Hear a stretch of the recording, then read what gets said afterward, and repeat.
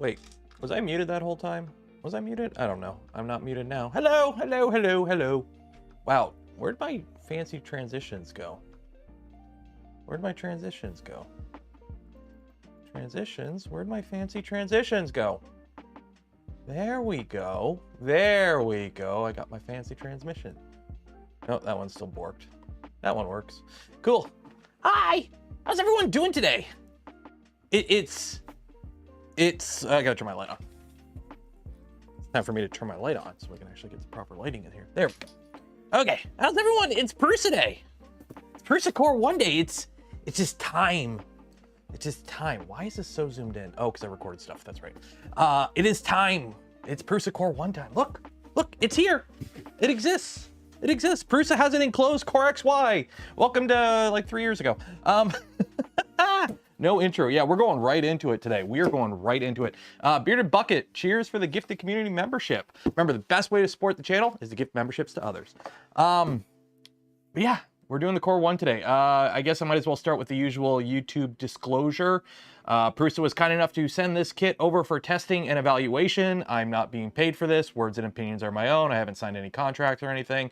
It's pretty much unbox the printer and have fun with it and show it off. That's pretty much it. Wayne gifted 5 community memberships. Cheers and appreciated. So I haven't looked at this. All I've done, this showed up yesterday. I was hoping to actually do a video on it, but for the time that I've had it, there's no way I could do a video in the proper amount of time, or do a proper video in the amount of time I had. So I figured, hey, we'll do an unboxing. All I've done is cut open the box, peeked inside, and made sure that there is indeed a printer in here. I haven't even looked at anything. We're going into this blind. Sorry, Shane, I lied. Yeah, all I've done is basically cut the box open and looked inside and went, wow, there's a printer in here, or at least I hope there's a printer in here. I'm hoping there's a printer in here. There better be a printer in here. But I'm gonna get this off the desk because while it looks really cool on camera, it's taking up my whole desk and I need my desk to put the printer on. So we're gonna put it on the ground and then we'll take stuff out of the box and start going through it. So indeed, this is the PRUSA Core 1. It is available for purchase now. I don't know when shipping dates are, but essentially now you can pre-order the kit if you want. If you pre-order today, it looks like March is when it would start shipping. That's for assembled and kits. You do save some money if you get the kit, although you got to build it yourself. Personally, I would have liked to get the kit, but they're not doing kits yet. So we've got the pre-assembled unit. Maybe in the future we'll build a kit, we'll see. And if you do want to buy one of these, or you want to know more, check out the link in the video description and pinned in chat. It is an affiliate link, full disclosure. So there is that. So if you want to help support the channel, the content I create, and the things I do, and buy a 3D printer at the same time, well, there you go. Derek gifted 5 community memberships. Cheers and appreciated. And Lee Smith Workshop gifted 5 community membership. Cheers and appreciated. It doesn't have a camera or accelerometer stock. I would have liked to see a camera included stock. They did send me the buddy camera. It is an option. I can see it being an option because not everyone needs a camera. If you are running a print farm, a lot of people run like a single tilt pan zoom camera to monitor the entire farm at once instead of individual cameras. It's nice that camera is an option. As for the accelerometer, I'll be honest, I don't think it needs it because all PRUSAs are pretty much the same. So as long as you get one good input shaper value, you can pretty much use the same values for all the machines. It's not as, I don't think it's as big of a deal on DIY machines as it is on DIY machines for having your own accelerometer. But that's just personal opinion. So we've got the PRUSA here. Let's go through the box and see what we got. What's in the box? What's in the box? What's in the box? Well, first things first, we have a mess on the floor, but we also have a box of 3D printer stuff. So what do we got in the box here? We got the manual. Look at that. It's a manual. It's got words on it. It's got pretty pictures. What else we got? We got power cable, Haribos. So we can end the stream now. We've got our candy. That's the most important part. An extra bed, a checklist. Everything's okay. Don't copy my serial number. It's my serial number. We're excited to send you the new PRUSA Core 1 for review. Oh, should I be reading this? Please plug in the included USB drive before turning your printer on. If you have any questions, let us know. Okay, cool. Neat. Surprised they still... Hey, you know what? The printed manuals, they are nice to have. I give them credit for sending a printed manual. Not everyone needs a printed manual. Most people just do online manuals nowadays. But let's be honest. If the power goes out or your phone's dead, this is primo reading material for when you're on the John. So it's kind of nice. As somebody who grew up, and a highlight of my childhood was like reading the manuals for video games on the ride home from the store. You know what? I like that they do this. I like that they do that. It comes with a spool of filament. This is PLA PRUSA Galaxy Black. Filament. James gifted 20 community memberships. Cheers and appreciate it, James. Thank you. Thank you very much. Let's see. So I want to try and get the unboxing on camera here at least. No, don't flip. Why are you flipping? Okay. So one, remove this. Okay. I'm assuming remove the halo. Okay, so remove this halo. Okay. And then lift the flaps up. Oh, I see. So this is how you pull the printer out of the box, like that. So let me not do it on camera so I can make some room here. Go there. Normally I cut the lids off boxes when I do the unboxing, but I'm actually trying to save the box because the little guy wants to make a spaceship. So I need the cardboard box. So let's get this out and hope the cardboard doesn't break.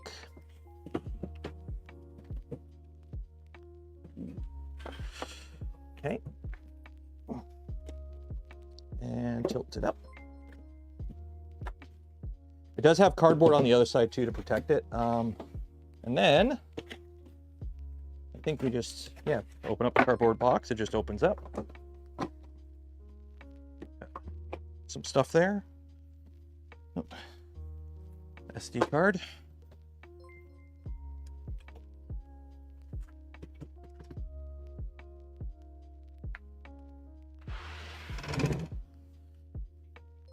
That's it. That is it. This is really cool. So it comes like all folded up and you use this to pull it out of the box and then you just open it up and grab the printer. That's actually a really nice way of doing it. Normally I expect to see like a garbage bag or like usually it's in a bag and you just pull the bag out, but it's always like a little worrying if the bag breaks. But yeah, and it's got, you know what? I'm surprised. There is not as much packing as I thought there would be. Normally there's like so much stuff I have to throw out after unboxing these. This actually seems packed pretty efficiently. Nothing was damaged in shipping. The box had some dings on it, but that's just normal. So in terms of packing material, I could dig it. It seems plenty sufficient without going crazy overboard.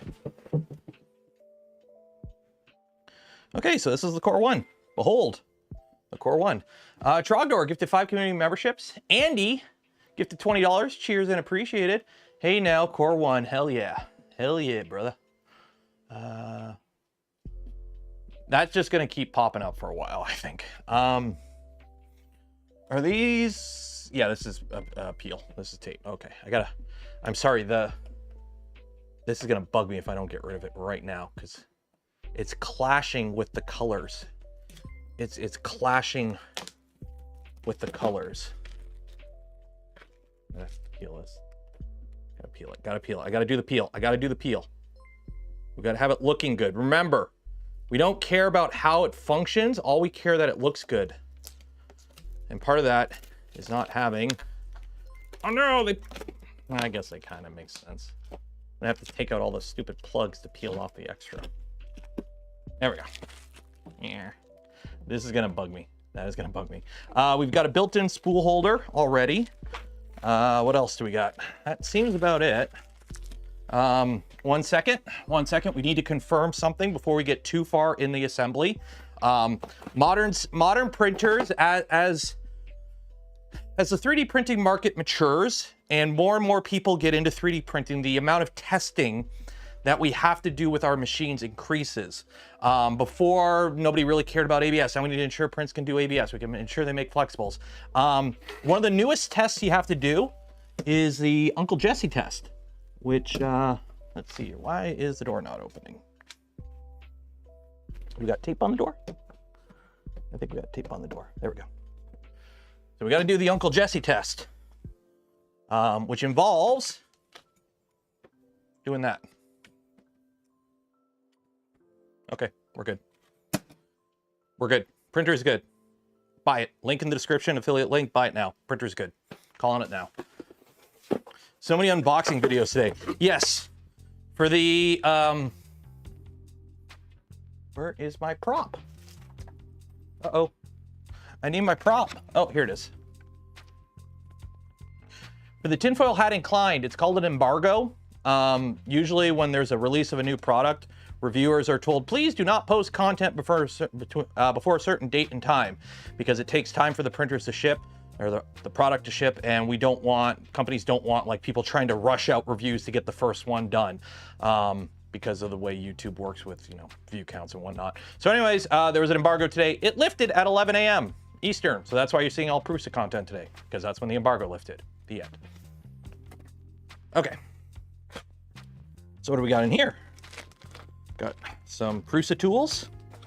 We've got a LCD. And there's no quick start guide, it looks like. So we don't have a quick start guide, so I'm assuming it's in the manual, the instructions for setting this up. I don't think it'll be too complicated. By the way, the door was kind of sealed, it looked like. I had to like lift it up a bit to unlock it, so I don't know what's going on there. But there is positive retention with the door. So if you open it all the way, it sticks out. You can open it all the way and it sticks out. But if it's like about here, it auto closes. So it's got positive retention. That's really cool. That's nice to see. Okay, let's actually follow the manual and see how. Is this a pre-built? It's a pre-built. The kits aren't available yet. If you do want to purchase a kit, they are available now on the PRUSA site for a pre-order. If you do want to buy one, I hope you use the link in the video description or pinned in chat. It is an affiliate link. It does help out the channel along the way. So let's see, where is the actual manual for this? Ooh, look. It gives you like a little breakdown of the whole printer. This is actually kind of cool. Introduction and getting started. Running your first print. Okay, before starting print, I'm sure the print bed. Okay, so where is setup? Do I have to go on the website? Simply pull the printer out of the box, place it on a stable surface, and remove the shipping material and attach the display as depicted in the handbook. Plug it in and turn it on. It will go through a quick on-screen self-test to ensure that your printer was delivered safe and sound and everything works. The entire process should take less than 10 minutes. Okay, so, okay. See how it goes. So we open this. We have some shipping materials here.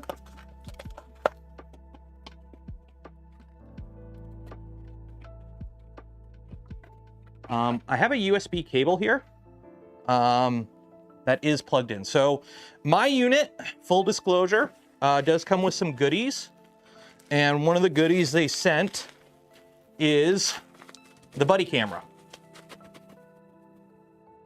So they sent me the buddy camera for the printer. So we have the camera for the printer. I believe this just kind of, that goes there. And then just kind of, do I have magnets in this? Do I have to put magnets in this? No, it comes with magnets.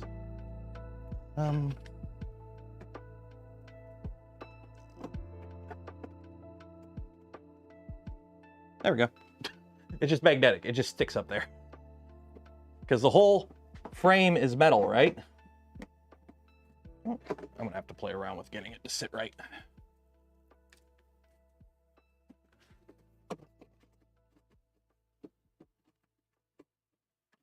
Don't you want to sit in your corner? There we go. There we go. It's trying to make it sit on a USB cable. There we go. Okay. So that's it. It just kind of sits up there. It's magnets. So if you want to put accessories on the printer, do I have magnets? I don't know. It's magnets. It just sticks. Magnets are neat. Can you plug in non-PRUSA camera? So here's the thing. The camera itself is actually independent. The MCU on here, the controller, doesn't have enough power to actually run a webcam. So how does it work? Well, it's quite simple. The camera is its own thing. It's an IP camera, so it works over IP. This is a traditional plate. They sent me a bunch of other plates. I want to put a textured plate on because I like textured plates. Which one is this? Which one is this? Steel core 1, steel sheet. There you go. This is what I want. Oh, yeah, magnets. So if you want to put accessories on this printer, kind of the downside with current modern printers, if you haven't noticed, we've kind of moved away from using extruded aluminum as the beds on our printer. So nowadays we don't have that. A lot of printers are moving towards custom framed printers. So modding them has gotten pretty hard because you don't have the ability to mount stuff everywhere like you used to. Well, if you have an exposed metal frame, magnets. And it's like real steel, so they stick pretty good as long as you use good magnets. So we got that going for us, which is nice. Let's mount the screen. Gonna be a long day with travel trolls. Very simple. Ignore them. We are talking about the PRUSA. If you don't want to buy a PRUSA or don't care about PRUSA, okay. So let's attach the screen. So we got a ground. Do the stand on it test. If you want me to. Apparently it can hold the weight of 1 metric Joe PRUSA. Which way does this go? I'm assuming this goes in this way. I mean, worst case scenario, it just doesn't work. Oh wait, it goes this way, I think. Yeah, it goes this way. So...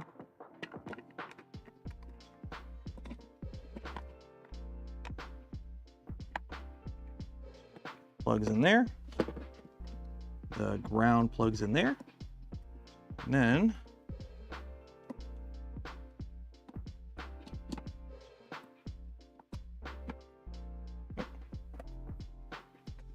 and that just goes like that.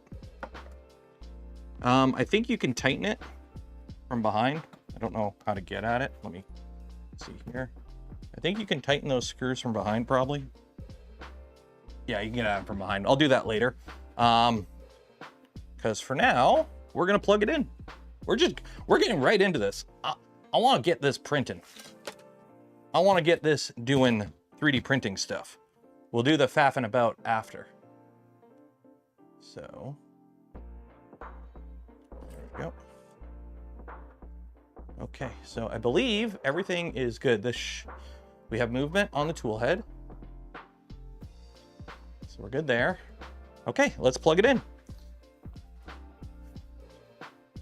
Manual, what manual? Well, I try to follow manuals. If you're new to the channel, whenever I do a build or anything, if there's a manual, I try to follow the manual just so we can make sure the manual is good. You'd be surprised, especially with like some kit printers, how much, how often there's problems in a manual. And, you know, I'm not saying I'm the perfect 3D printing expert on everything, but I've built enough printers where if I notice something's out of place or I think something could be a problem, I'm pretty good at picking it up and calling it out. Okay, so turn it on.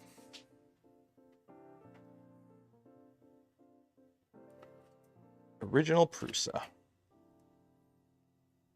what do we got here? Error, no filament, no firmware found. Oh, that's right. I got to plug in the USB stick. The one specific instruction they told me to do, before turning on the machine was plug in the USB stick. And guess what I didn't do? Okay, plug that in. Yeah, apparently the bottom panel is loose. Like, it's not loose. The bottom panel is magnetic, I think. I saw it on... I've purposely avoided watching everyone else's videos on this. I haven't watched any streams on this because I know everyone else, some people went live earlier than me and whatnot. I've purposely not looked up anything on this. But I did see a picture on Twitter where apparently this bottom panel here is actually held on with magnets. So if you like... Let's test it. Yeah, it flexes. Like the bottom panel will flex so you don't break the screen. Because I've broken the screen off this printer 3 times already because it sticks out. Okay, let's try this again. Turn it on. I'm gonna open the door so we don't get reflections. Got a magnetic fish. You got a magnetic fish? They said it comes with a, ooh, one second here. Flash the firmware, yes. Okay, so it's installing the firmware. Let me go get, they sent a box with it that's labeled like test parts or something, and I didn't look in it on purpose. Let me grab it. Yeah, it's this box. Because it's like, well, I don't want a box of printed parts. I want to print my own parts. So let's see if I have a fish in here. What are we doing? We're flashing firmware. Let's see if I got a fish.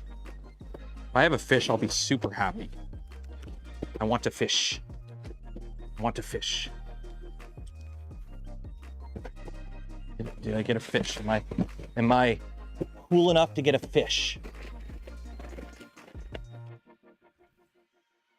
I got paper. Got more paper. I've got a demo print. Like, it's kind of nice that they sent demo prints. I know some people put videos out today. Mine shipped on like Monday. Like, I just got this printer yesterday. So, like, I get it. I get it's nice that they send demo prints with it. Look how good it prints. I don't know if this came off my specific printer or what, but language, anglais. Okay, but it comes with a demo print. So if you see that in videos, disclosure, it comes with the printer. Okay. Hi, is this your original Core 1 printer? I would like to guide you through the setup. Okay. Printer type, Core 1, print head. What's the option for print head? Nozzle diameter 0.4. It's not a hardened nozzle, but it's a high flow nozzle with a silicone sock, and the next extruder is stock. Yes. Done. Would you like to connect to Wi-Fi using the using your phone using NFC? Yes. Credentials for you. Open the PRUSA app on your mobile device. Okay, so let's get this set up on my phone. So PRUSA. Okay, so load up the PRUSA. Go in the in-app and set up printer Wi-Fi. Follow on-screen instructions. Okay. So let's see here. Welcome to the PRUSA app. Let me log in. PRUSA account login. There we go. Okay. And set up printer for Wi-Fi. Okay, so add a printer. Add a printer. Let's continue adding. Okay, wait. Open PRUSA app on your mobile device. Go to in-app menu and select Setup Printer Wi-Fi. Okay, so printer Wi-Fi. Ooh, it already has the Core 1 in the app. Core 1. Using this app. Okay. So let's set up the password. Okay.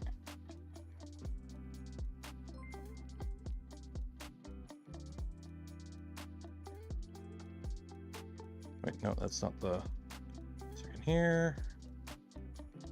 Putting in my credentials. Okay, continue.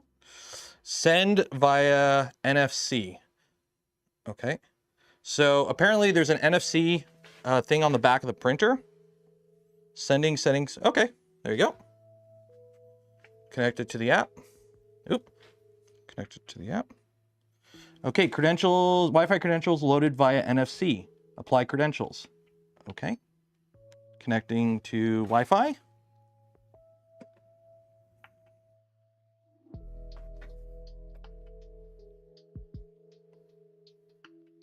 Hopefully I gave it the right credentials. So it's connecting. See how it goes. See how it goes. Did I miss a donation or something? Did I miss something here? Filament Frontier, $5. Cheers and appreciate it. I will trade you 6 of my X1Cs for that Core 1. I'm not even using my X1, so no. Any screws holding the bed down? As far as I can see, no. I don't see any screws. There are holes in it, but okay. It's just saying connecting to site B and it's not moving. Cancel. Okay. Let me just set it up manually. Connections manually. Scan networks. Yep, scanning for network. Yeah, there it is. Okay.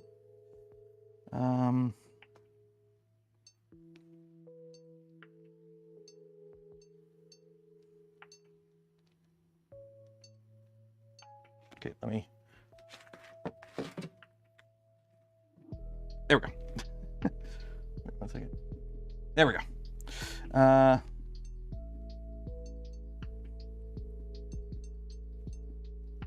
Who remembers T9 texting? Because that's how these keypads work. It's a T9 texting. Connecting to site B. Connecting to Wi-Fi.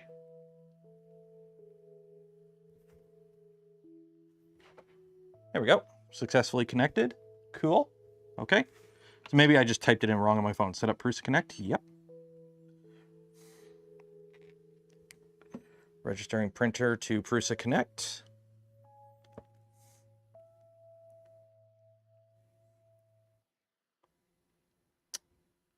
Yeah, man. I got a feeling the PRUSA servers are a little slammed today. I don't know about you, but I got a feeling the PRUSA servers are a little slammed today. Okay. Scan. Okay. Ooh. Oh, God. Okay. What is going on? My QR code. Okay, 1 second. My QR code scanner is all screwy. 1 second here. Add printer. Add a printer. It's connected. It's Core 1. Okay. What is going on here? My image is like super stretched. 1 second here. I think my app broke or my camera broke or something. The image was super stretched. It wouldn't read the QR code. 1 second here. Okay, add. It's connected to the Wi-Fi, Core 1. What is going on here? Oh, okay, well, it worked. It was like stretched, like the image on the camera was like widescreen.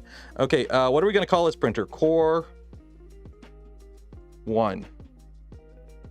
It's located in my house.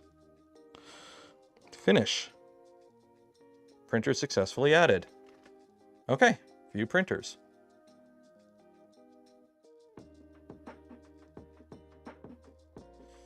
Okay. Core 1. It's there. Okay. Successfully registered. Leave. Run self-test and calibration now.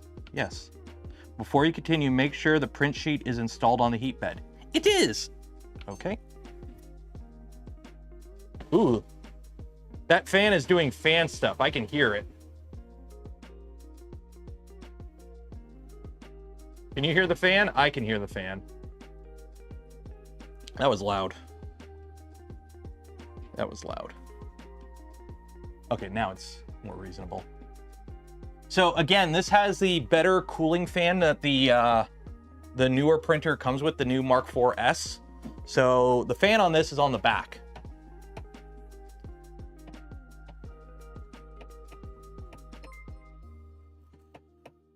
And you drive a hard Barton 10 X1C and 5 P1Ss.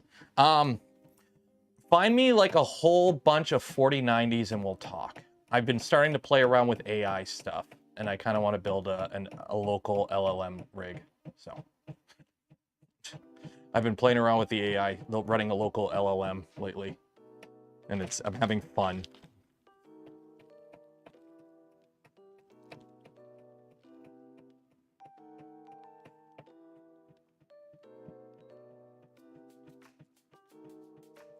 It's calibrating the end stops, if you're wondering what it's doing. Ooh, why? Because I've been avoiding AI stuff as much as possible, and then with like the whole DeepSeek stuff and whatnot, I decided to like dive in and start actually playing around with it, and I'm having fun. I'm having fun. Okay, during the test, the heat bed and extruder will move in the full range. The printer may vibrate and be noisier during homing. Okay. How hard is it to get working? A local LM, actually surprisingly easy. If you're on Windows, load cell test. We will need you to help with this test. You will ask to touch the nozzle. Don't worry, it's cold. Okay, continue. Tap the nozzle on the beep. It passed. You download Olama, which is a program, and then you run like one line in your terminal, and boom, you have an AI on your computer. Any plans for this? Any planes for the printer? Well, we might print a plane. I do have plans for it as well. But for now, we're just doing planes.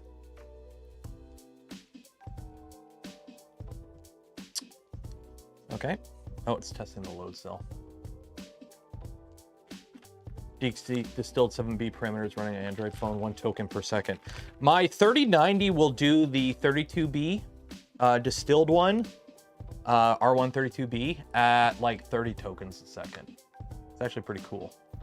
But what I'm kind of want to play with is actually maybe set up a co-host, like have a shop assistant that I can banter with on live streams. Because I've been watching, like I see other people do it. I know Doug does it on Twitch. You know, Neurosama, if you know who Neurosama is. Videl has Neurosama. So it's kind of like, this is something I kind of want to play with, is just have like a little AI bot in the garage that I can yap with during live streams and ask it stuff. Because funny enough, if you're a channel member or a Patreon supporter, or if you're lucky and somebody gifts you memberships today, tomorrow's video is actually live for supporters of the channel. And this is a Big Tree Tech Pad 5. This is a Raspberry Pi CM4. This has an AI on it. I installed an AI on a 3D printer, and that's tomorrow's video. It was fun. Like, a printer will tell you how to fix itself. That was really fun. So that's tomorrow's video. So if you want to tease for tomorrow's video, that's what it's about. And if you want to see it early, well, if you're a channel member or a Patreon supporter, you can. So it's doing its heating tests now.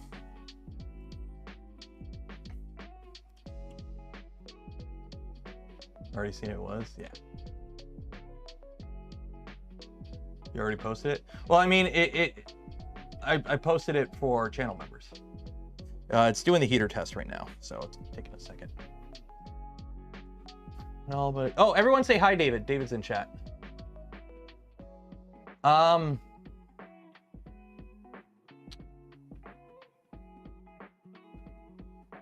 Filament Frontier, thank you for coming to channel member. Appreciate it. Can you talk about, David? I don't know if you can talk about it. Like, is there a timetable for hopefully getting this model starting to be made in the US? I know I've had a few people ask me already off stream, because I know currently you guys are ramping up Mark IV production in-house in the United States of Printed Solid. Is there a timetable you can talk of about Core 1 American production? Is that something you're able to talk about? Just curious, because I've had people ask and I can't give them an answer because obviously I don't know. 206 to ship the Core 1 kit to New York State. Yeah, that's another reason. The shipping costs kind of suck. Unfortunately, I'm just going to say this now. Shipping is completely out of PRUSA's hand. It is what it is. They are in Europe and they have to ship a printer from Europe to your house. It is what it is. Believe me, if they could have free shipping, they would, but it is what it is. So don't complain at PRUSA, complain at like FedEx. It is what it is. They really can't do anything about it. Or I'm assuming they're trying everything they can to get around it. The gearbox calibration is only necessary for user assembled or service gearbox. In all other cases, you can skip this step. Okay, skip. We need to start without the filament in the extruder. Please make sure there is no filament in the sensor. Continue. Is filament in the sensor? No. In progress. Okay. Let me peel off this top layer here. Big Scary Laser, thank you for becoming a member. Cheers and appreciated. Get this to peel. Trying to. How come you guys, Prusa, why don't you put the little pieces of sticker to help me get the peel going? There we go. There we go. Okay. Peel off that top panel. There is no exact timetable, but I'm currently shopping for a whole new factory space here in the US. Ooh, nice. Move closer to Detroit so I can come visit more. Insert the filament into the extruder. Okay, so we are printing with a PRUSA. So let's go with some very, very PRUSA filament. Do I have any orange? I have the black that it came with. Do I actually have any orange out here? I don't have any PRUSA orange out here? Really? How do I not have PRUSA orange out here? Oh, wait. I think I did some. It shows up better on camera too. What's this? Oh wait, is this Replitech? This is Replitech orange. Okay, well, it's not PRUSA orange, but it's Canadian-made orange filament. It's also been in my garage for a while, so it's probably a little wet, but YOLO.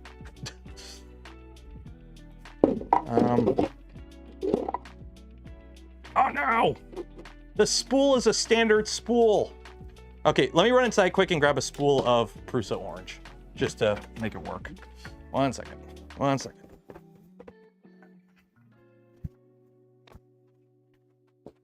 gotta have PRUSA orange somewhere. Really? Do I not have PRUSA mint orange anywhere? Really? Oh, there's some. Okay, there we go. PRUSA mint orange. There we go. I'm like, I know I have some. And just, where did I put it? Okay. So, first thing I guess you can call a critique, a call out, I wish it wasn't this way. I wish this had the XL one. On the XL, the spool holders slide out, so you can put bigger spools on. This one doesn't have it. I'm sure it's an extremely easy fix. I would have liked to see that. So let's push some filament into it. And I guess it should detect when it... Oh, it's detected. Okay. Press continue. Calibrating, do not remove filament. Okay. So while it's doing that,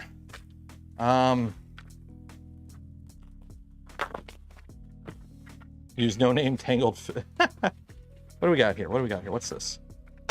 Oh, these are some more sample prints. Was there anything else in that box? No. So we have this sample print that they sent me. Some more sample prints. We got a buddy. This. These are magnetic. And then we also have wood. Cool. Sample prints are cool. Remove filament to finish. Okay.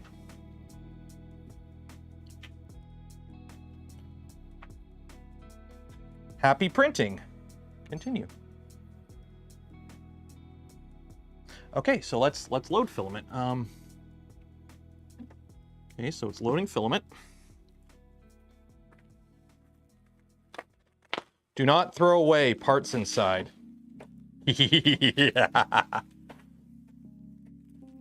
Fish. I'm calling it now. This is the best printer ever. It comes with a fish. How many other 3D printers come with a fish? None. Ergo, if printer coming with fish is your benchmark, best printer in the world. Done. Done. Best printer in the world. It comes with a fish. Nobody else comes with a fish. Nobody else printer come with a fish. It's the best printer in the world. You can't argue that. If anyone else says they have a better printer, does it come with a fish? No. Your argument is invalid. You lose. Good day, sir.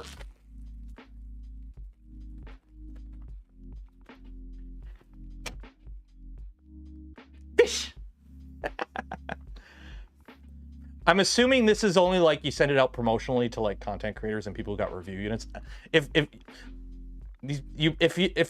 consumer printers don't come with a fish, you better include the STL to print a fish. You better include the STLs to print a fish on consumer models if they don't come with a fish.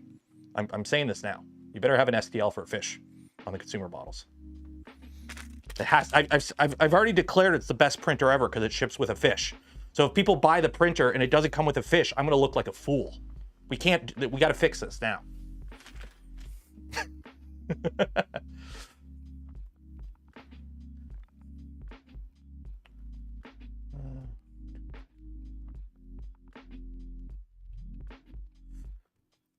Does not come standard with customers. It's a bribe fish. You are bribing my honest opinion and influencing my non-biased opinion with mackerel. Disappointed.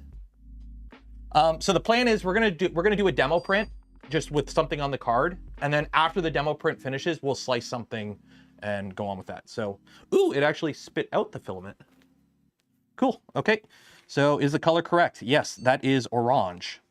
Print. What do we got? We got a lighthouse, benchy base. You guys are shipping modified benchies. Oh, this is a lighthouse benchy base. Is this for a benchy? I mean, this is a really cool print. It probably won't show up great on camera, but this is a really cool print. Not gonna lie. So what do we got? We got that Buddy Tungsten. Is the Buddy Tungsten? Actually, yeah, it is. It's kind of heavy. Allen key holder, airless tennis ball. How long is the print though? I don't want to. 3 hours, 4 minutes. Okay, so all these prints are quite long. All these prints are quite long. Let's slice something.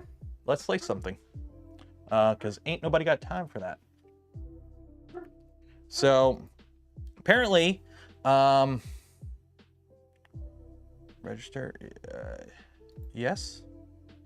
Okay, so apparently they added the Core 1 now to the import, or wait, where is it? How do you add a printer? Add, remove, physical. No, how do you add a printer again? I'm trying to remember how you add a printer again. File, where is it? Where is it? Add, remove preset. No. Add, remove presets. There we go. So apparently they have the files, like the slicing profiles are already out. Configuration, yeah, there you go. So let's take a look here. And while I'm doing this, somebody post something on the Discord. Not a crazy long print. Somebody find a print that you want me to do on the Discord. Log in, I'm logged in. Cool, PRUSA research, what do we got here? Download all the new stuff. Find me something to print that I can print in like 2 hours. Okay. Ooh. FFF VIP. Okay, there we go. Core 1.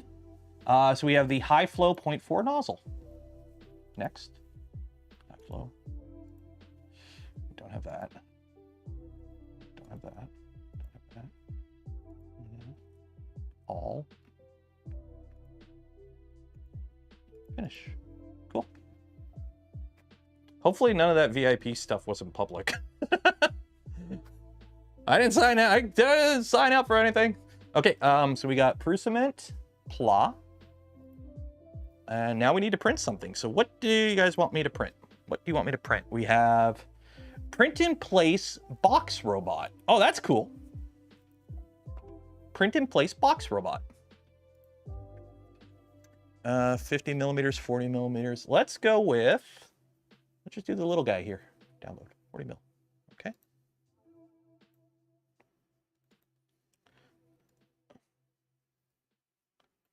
Okay, now. Or here, we'll do 0.2 speed. 0.2 speed. So what is this guy even? So it's a little, oh, it's a little robot. Oh, that's cool. This will be a nice little fun test. Oh, this is a cute little thing. I like this. Oh, wait, log in. Second.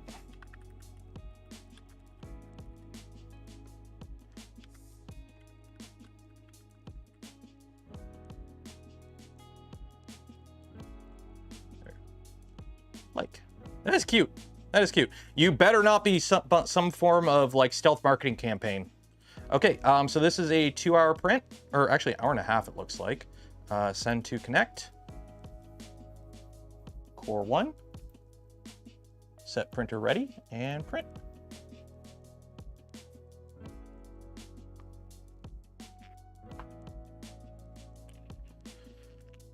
Mandatory mech. Mechs are cool. Dude, oh, Shane. Hi, we're going to talk about a completely different company's resin printer right now. Because Shane's here.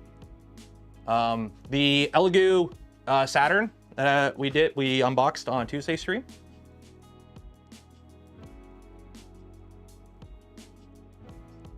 There's a Loader 4 Armored Core 6 model.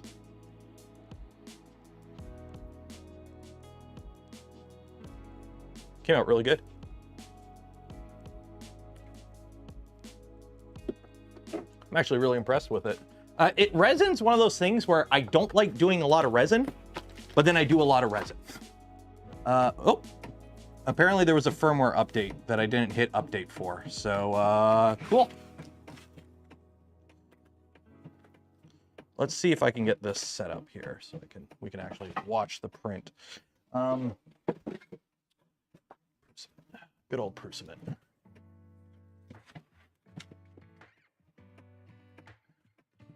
So it's doing its little homing. Jeff's here. Jeff! Hi, Jeff. How you doing? This is the 5th video I'm watching. This is the 5th time I've watched an unboxing of the PRUSA Core 1. I've become increasingly efficient at it. Here's my update. Don't forget about the fish. It really likes calibrating that sensorless homing. I mean, the fact my desk is kind of wobbly probably doesn't help. But also, I didn't set up the camera, so I have no idea how the camera's set up. We'll fiddle with the camera after. Review units are required to show the fish at all time. Yes, the fish goes right there. Is the top open? Yeah, the top's open, so we are venting. I don't know what's going on with the homing routine.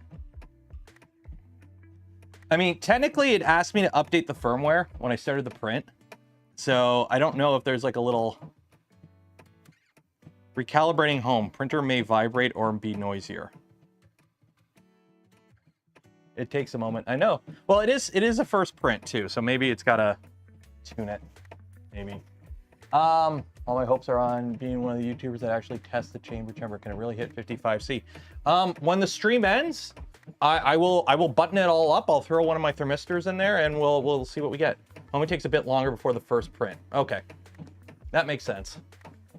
I mean, it's heating the bed up while it's doing this too, so it's not like we're wasting time. Also, Jeff, tomorrow's video on my channel is totally inspired by you because I went and installed an AI on a 3D printer. Yeah. So tomorrow's video is totally a Jeff Geerling inspired video. I'm like, well, the printers have Raspberry Pis in them, but I didn't go ahead. I didn't throw a Radeon in it, unfortunately. So it's not that smart of an AI. It's doing different things, so it's still calibrating. Okay. Has a web interface. AIO. Does it have a? Oh yeah, it has a web interface. PRUSA Connect. Got PRUSA Connect. I'm assuming the camera would show up in here if I had it set up, but I didn't have it set up yet. So we'll try and set up the camera after.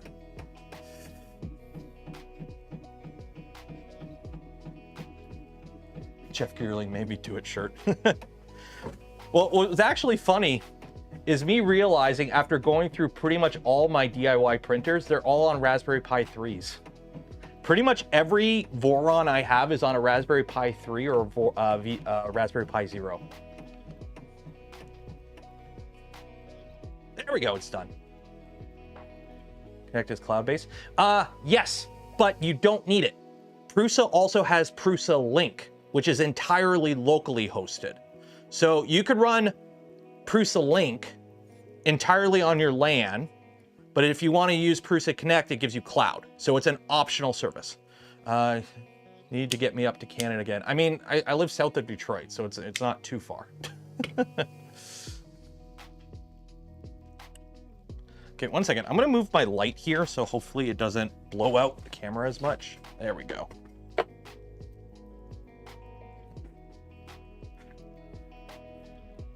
Okay, so what are we doing now?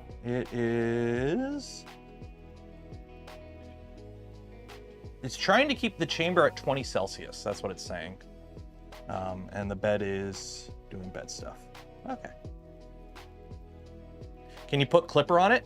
Funnily enough, I believe you can. I don't think there's really anything stopping you from putting clipper on this if you wanted to. And this is again, a guy who loves clipper, I wouldn't bother. You don't really buy PRUSAs to put clipper on them. If you have an old like Mark III, those make great clipper conversions, right? Putting clipper on an old machine like that with the old hardware makes sense. But these machines are pretty damn tuned to work as is.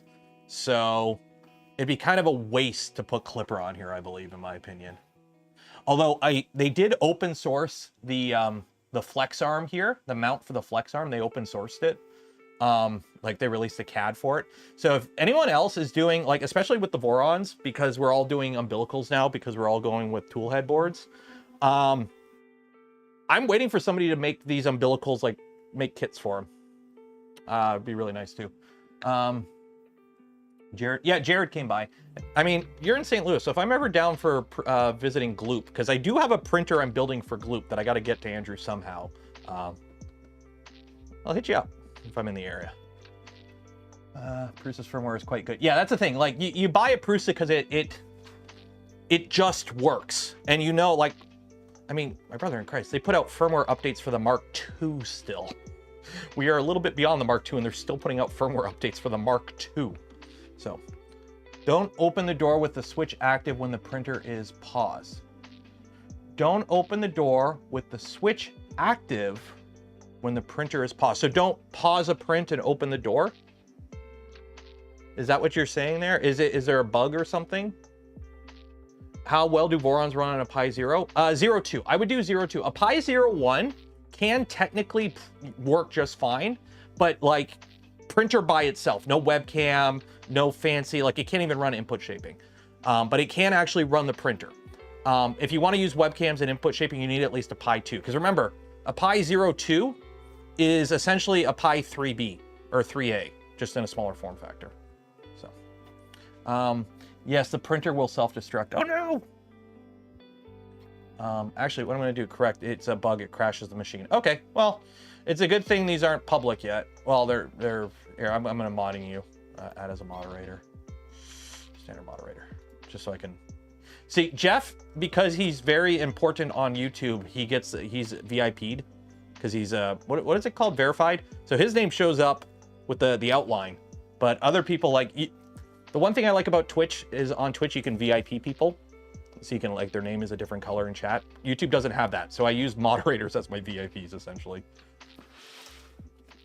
So this is something I've seen a lot of people talk about, the cross beam in the front here. Luckily, unlike a lot of other printers that have a cross beam, it doesn't interfere with you looking at your first layer. The cross beam is actually, I don't know, about 2 centimeters, about 1 inch above the bed itself. So you still have, like, this cross beam doesn't get in the way. And when the print's done, the bed drops. So this cross beam, while visually it's in the way, really isn't in the way. It's not really a thing. So let's see if I can get that as close as I can. There we go. So it's not really a problem. Should move it on. Damn it. There we go. There we go.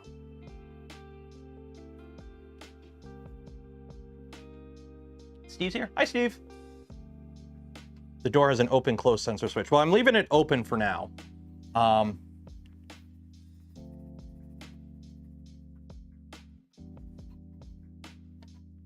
Close the door to hold temp. Well, we're printing PLA, so I'm going to leave it open. Also, it would be super annoying to try and stream it through the reflection on the enclosure.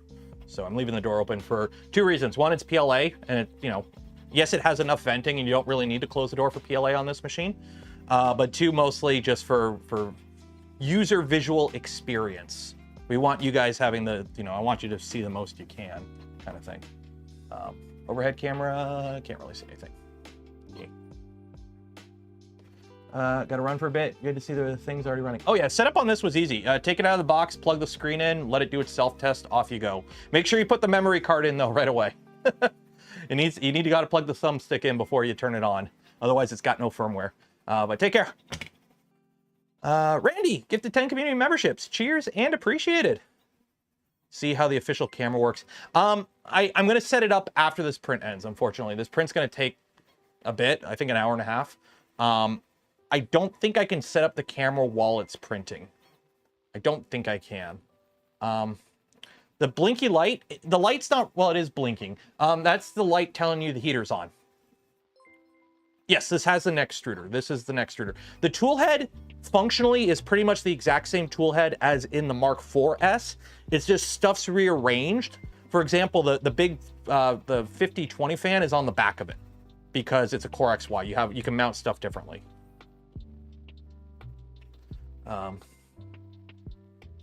The camera uploads shots at 10 FPS or 110 FPS to the cloud.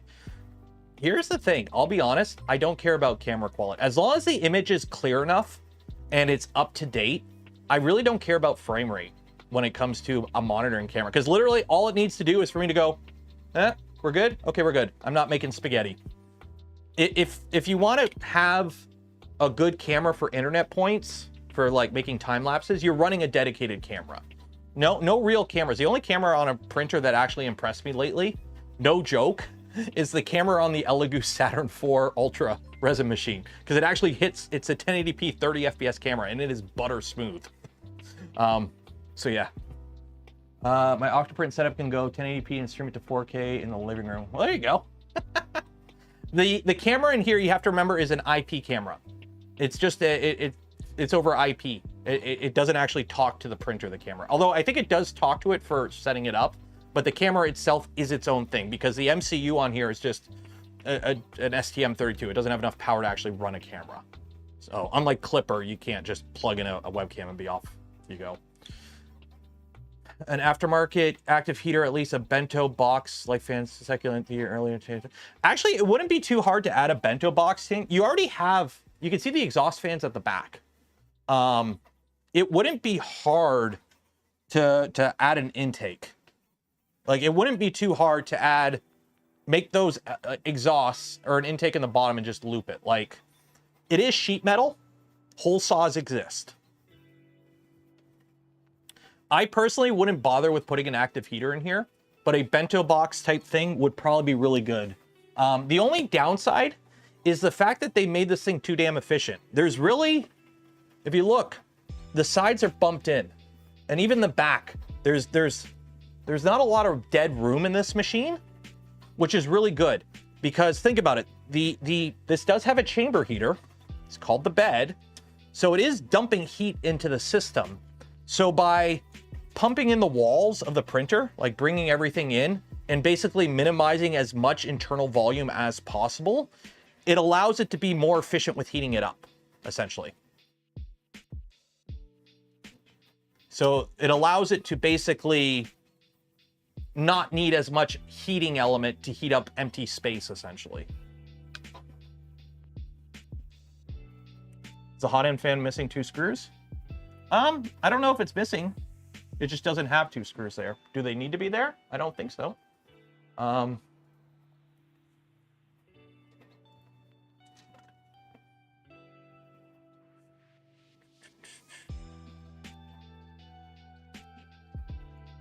I don't see screws. Yeah, it doesn't have screws.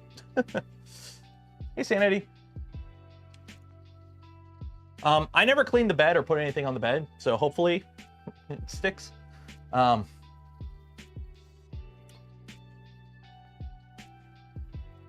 good is it as a speaker? You could probably put a speaker in the side pretty good. There's like the 2 cutouts on the side, like you have quite a bit of room to put stuff if you want to mod it. Like the filament doesn't stick out the side. This printer is pretty damn space efficient. You got to give it credit for that. As for the print volume, it's not as small as you think. I know some people are like, oh, it's smaller than standard. What is it? Let me actually pull up the specs here. Because it has more Z than most printers this size. Yeah, so it's 250 by 220. So you lose about, we'll compare it to an X1 or a P1 because of probably the closest competition. An X1 is 250 cubed, straight up 250 cubed, okay? With a little bit less in certain areas. This is 250 by 220, so you lose 30 millimeters in the Y, but it's 270 in the Z, so you gain 30 millimeters in the Z.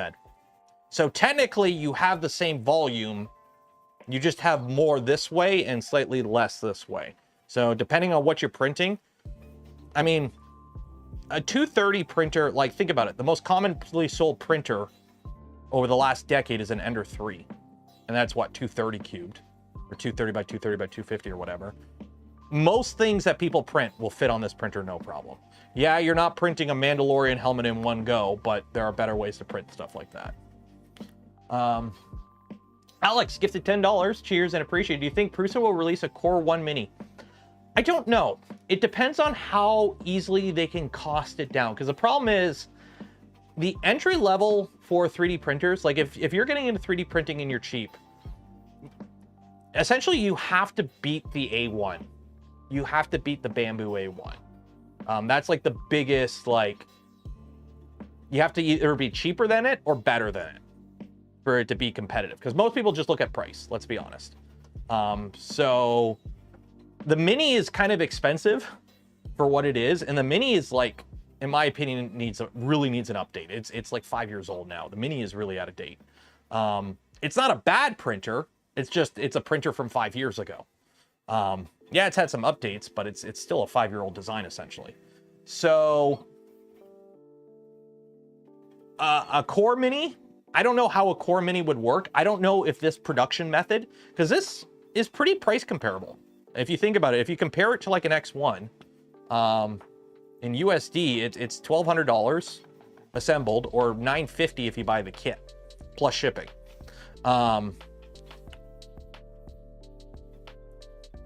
If you made this smaller, I don't think you'd save that much money. I don't think you'd be saving that much money if you made this that much smaller. So it'd be hard to compete with how to make a Core Mini that's price competitive. If you don't care about price, if you're aiming to sell it to like schools and businesses and whatnot, not so much, but yeah. A Creality K2 is 350 cubed. Yeah, but it's a Creality. That's the thing, like,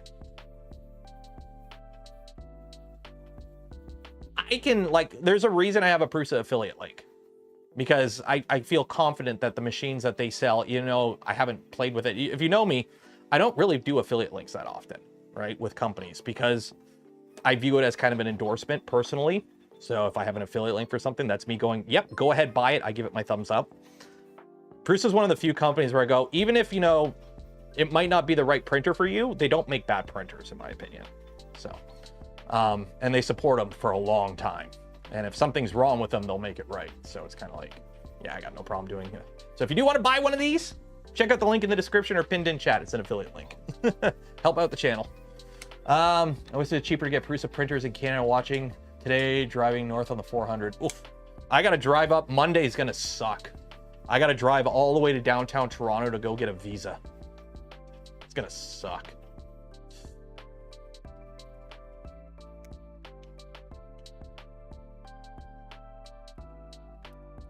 Excellent. Core 1 300. I don't think they would do a 300. The reason it is this big is this uses a lot of the same hardware as the Mark IV. Obviously, it's a Core XY.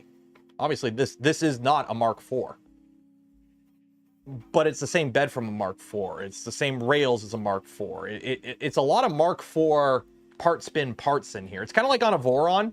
If you've built one Voron, you have the parts to build all the Vorons, because we use the same screws and same bearings and whatnot from our parts kit when we design the printers. So it would make sense for them if they're trying to make a competitor, an enclosed core XY competitor that's as competitive as possible, having it have an all new set of components that you need a new supply chain for, you need new warehousing for, you need new integration in your assembly line for, is quite a big leap versus, well, this is basically a Mark IV hardware wise in a different enclosure. So you're taking the stuff you already have and just assembling it in a different way with a couple new stuff. So it makes sense why they went this route, which led to the printer being this size. Also, it's quiet. It is like, here, let me, one second. Okay. So there's the filters off. This is it with like no noise gate on, no compression. This is just the noise of it printing. And the door's open. I'm not going to close the door because apparently it's a problem right now with the current firmware, but yeah.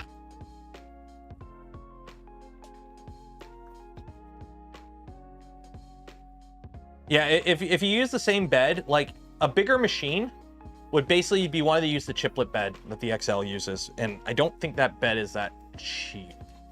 So if you did that chiplet bed and shrunk it down, because each one is like what, 90 millimeters. So the current printer is 360 by 360, so it'd be 270. Going up from 250 to 270 isn't that big. Simple as that. CNC Kitchen called it loud. I don't find it loud. I mean, compared to my Vorons and like other enclosed core XYs, I don't find it loud. Any cosplay things? I got some more stuff for the legs, for the power armor. I gotta work on it. We might be doing that on tomorrow's stream. Loudness will come down to how fast those fans spin up. That's true. It depends on how the fans are. If you're printing PLA with the door open, it might actually be quieter. Because if you print with the door closed, you're gonna get higher temperatures inside the chamber, which will cause the fans to spin faster. So you might be better off actually printing, if you want it quieter, printing with the door open so the fans don't have to run to get all the hot air out of the chamber. Maybe. I don't know. I've only been playing with this printer for however long the stream's been live.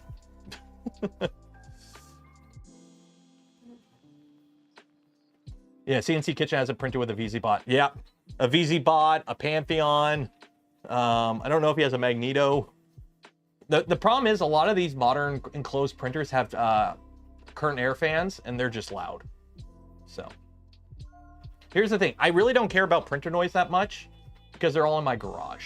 I really don't care about noise. As long as it's like not so loud I hear it inside my house, which FL Sun S1, there's a reason I don't use you. Yeah.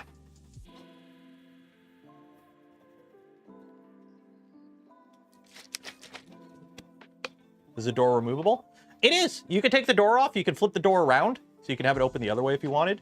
I personally wouldn't bother, but if for whatever reason, like I don't know how much louder the fan is with the door closed. Like I don't know. It depends on how hot the chamber gets in your environment. I'm in a garage, and I live in Canada, so my temperature out here is probably a little bit lower than somebody who's in like Florida, sweating in the swamp.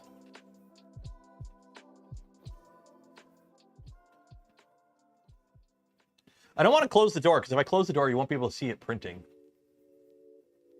Can you also put a door on the back? I mean, you don't really need to.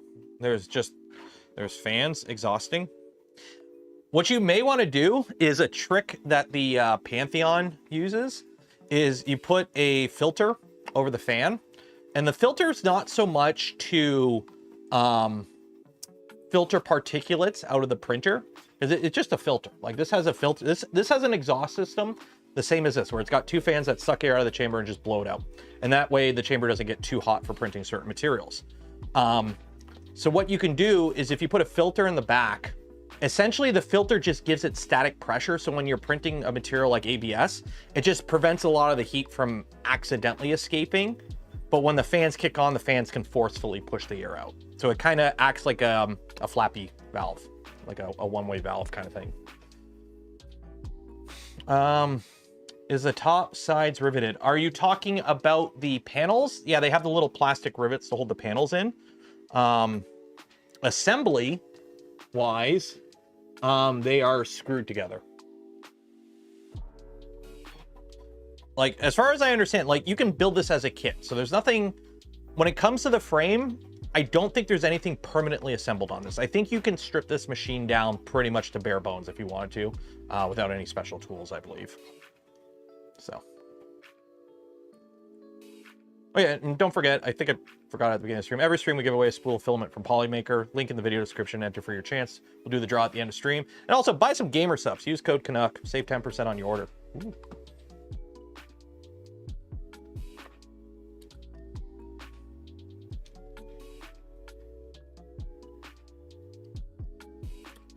Doing some bridging. It's 84 Fahrenheit right now. Well, right now it's actually not too bad out here. It's 20 degrees Celsius in my garage right now. So that's actually not too bad.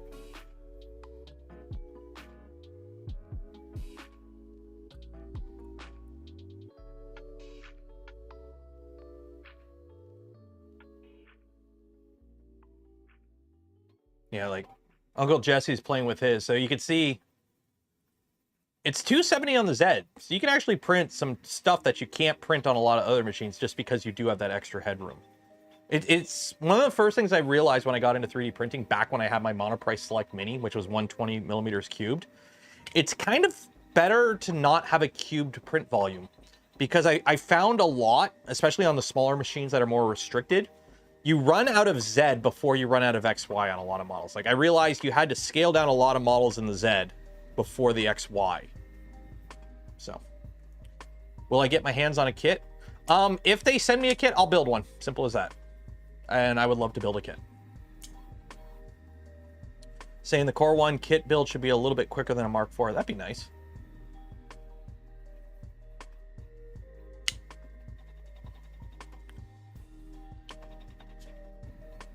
Seems quiet. It's quiet. I would say it's a little bit more fan noise than a Mark IV, and a little bit more like belt and bearing noise than a Mark IV, just because it is a Core XY. Core XY is going to be louder than a bed flinger. There's more belts and bearings making contact and moving. But in terms of comparing it to other printers that are enclosed Core XYs, I'm saying it's quiet. Why am I creating more work for you? Because you're a very good worker, and I want to see you kept busy and employed.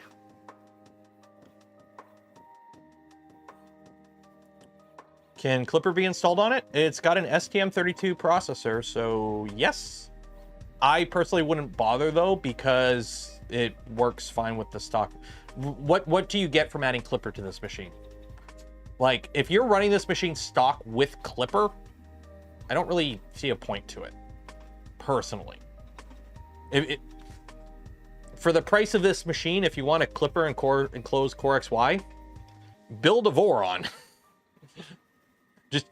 just build a 250 V2 or a Trident if you want a Clipper enclosed Core XY. Like, yes, you can put Clipper on here as far as I'm aware. It's just kind of like, it is what it is.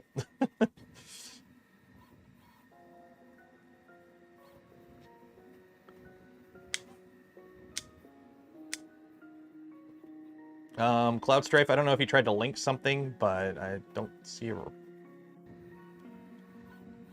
Yeah, it's an extruder. All the new PRUSAs have extruders.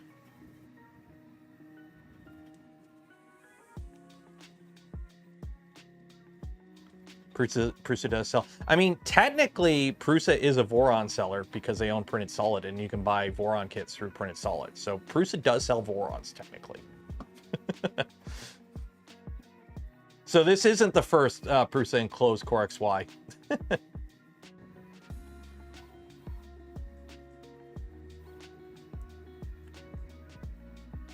People worry about how loud printers are. They're all...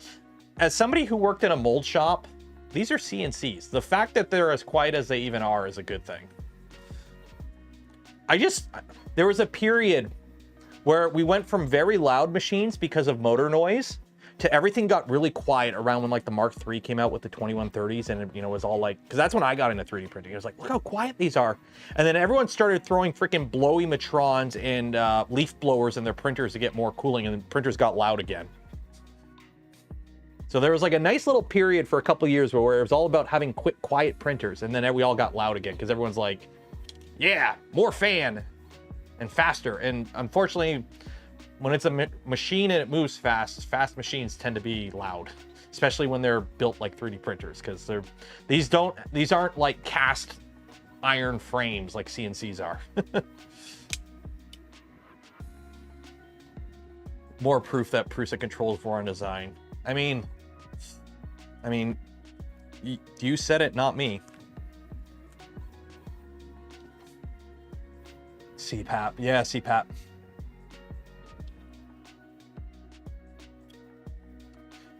You get macros, build it. Well, you could still do macros. Like what macros do you need? Like a lot of that stuff you don't really need. Like you could change the config, yeah, but what about this config don't you like? A lot of it can be done in G-code too. You can change your start and stop macros on this, no problem. And it already has like unload macros and change filament macros. I can understand wanting to put Clipper on it. I just see it as not a lot. The ROI isn't there as much as like putting Clipper on like an Ender or something, or even like a Mark III. At least like with a Mark III, putting Clipper on it, you get a lot of things the Mark III can't do. This already has input shaping. This already has like linear advance or pressure advance or whatever. This already has, you know, all the kind of bells and whistles you kind of want in a modern printer. The only real advantage it doesn't come with is the ability to just plug in a webcam and go, and a native web UI that's as fleshed out as Marl or as Mainsail or Fluid. Whereas PRUSA Link is pretty bare bones, but it still allows you to monitor the print and upload files if you run on the LAN. And then if you run it PRUSA Connect with the cloud, you get a little bit more. NC Voron kits that printed solid. Did they stop? I don't know if I haven't actually looked in a long time who carries Voron kits. They did for a while. I'm a dev, I might want to do. I mean, here's the thing, if you want to, I'm not going to stop you. I'm just saying the ROI isn't quite there as much as it is on some other printers.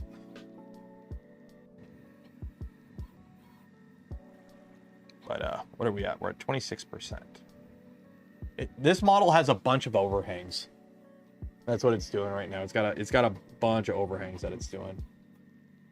So that's why you're seeing it slow down.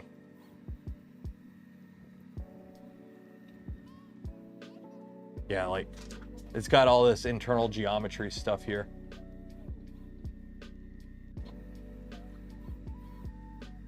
So that's why you're seeing it do all these little slowdowns, because it's all overhangs. What do I think about the Ston Wolf? They emailed me, so we'll see. It looks interesting. It looks interesting, that's for sure. Install the camera. The camera's already installed. I just forgot to set it up before we started printing, and I'll take a look. But I don't think I can set the camera up while it's printing.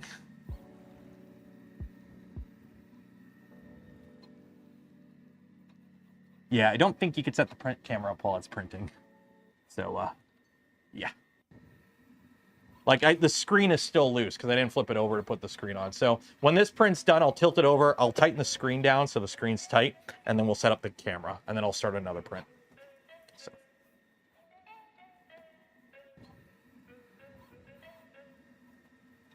We do have a little bit of warping. Full disclosure, I didn't clean the beds or put anything on it before the print started. So we do have a little bit of warping going on, but we'll be fine, I think.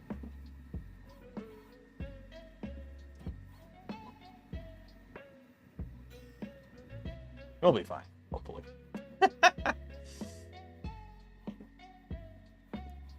Camera try. No, you have to set the camera up first. You have to set the camera up first. I can take off the front plate. It's held on with magnets. Is it? I mean, it's printing right now. I don't want to...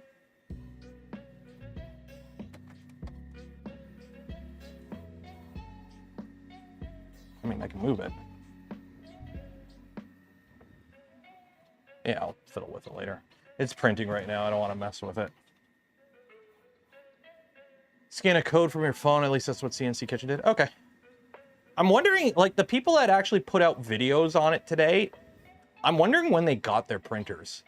Because, like, this showed up yesterday. So, like, I know, like, in the States and whatnot, they probably got it like, a couple days before me, but they all shipped out at the same time, I believe, which is, like, Monday. So, is that PTG? No, it's just PLA. We're just printing PLA. I don't know if I'm going to put the Core 1 there. I've actually probably taken the X1 down so I can put it in Rage Rabbit, or not, the Box Turtle. I'll probably put the Box Turtle there, and the PRUSA will probably go over there. This is going to live in the garage for sure.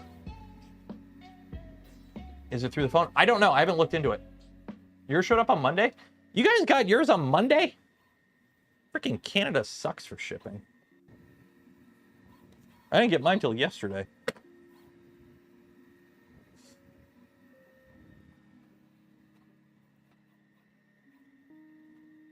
Look at it go. Yeah, setup was very easy. And if you haven't noticed, there's really not a lot of printed parts on this machine anymore. There's only like a couple, I think there's only like 12 printed parts in this machine. It's a lot different from more traditional PRUSAs. There's some in the XY joints and the motor mounts and whatnot, but it's like, and it's all CF too. It's CF nylon, I believe, or polycarbonate. I think it's PCCF for all the parts on this now. So I think there's only a couple PETG parts on it, like the door stops are PETG. The handles are PETG. Nothing on the back, or the Wi-Fi shroud is probably PETG. But everything inside the printer looks like PCCF for the printed parts.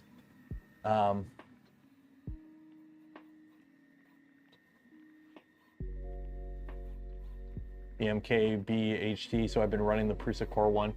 Has he had one for a month? I'm assuming, like, it makes sense. What's your takes on rods, bearings versus linear rail? V-wheels are at the bottom, unless you do them really good, which very few companies do. Only like pretty much Construct 3D is one of the few companies that actually do V-wheels properly. Nobody else does. So V-wheels at the bottom. Then you have linear rods and bearings, and then rails. The thing is, though, the linear rods and bearings really depends on the span. The longer the span, the worse they become, because you can't support a mid-span like you can a rail. So in a span this short, it's fine.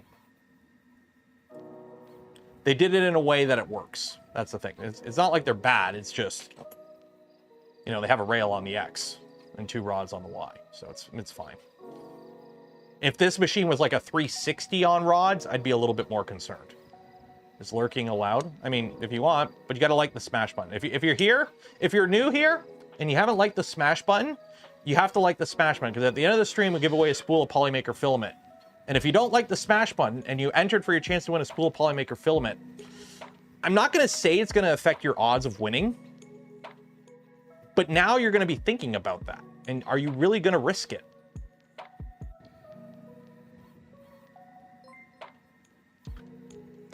Really want to get a Core 1 upgrade kit, having to wait until we move house. Oof. Soon, Scott, and cheers for the $9.99. Here, let's. Where did I put it? That's that. Very compact. It is pretty space efficient. I give it credit. Compared to, this is going to be more space efficient than any other Core XY at same size, because of the fact that the spool is inside the printer. So obviously, if you have this machine right next to another machine, you're not going to be able to use the side spool holder. So a print farm situation, it's not as, you're probably not going to be using the sides. But if you just have this machine sitting on a bench in like your shop or whatever, this is a very compact machine for its print volume. Like it is very optimized. It is very space efficient. And while it's doing that, let's ask an AI what it thinks. Because I went and installed DeepSeek on a Raspberry Pi. Because why not? Can you measure the machine? I just find the measure should be on the site. There's the printer dimensions. So it's 415 by 444 by 555 millimeters, and it weighs 22.5 kilograms. It's steel. It's heavy, which is good. So there you go.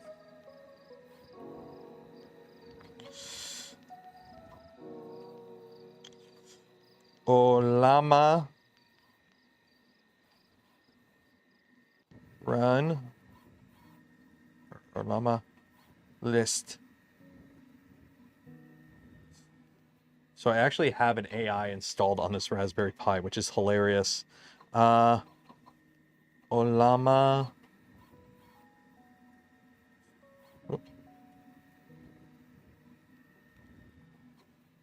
run. And I hate touchscreen keyboards. I'm not gonna lie. Deep seek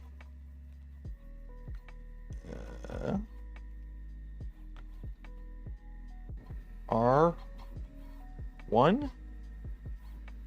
Where's my tilde? Where's my tilde? One. Oh shoot. 1 second here. 1.5 B.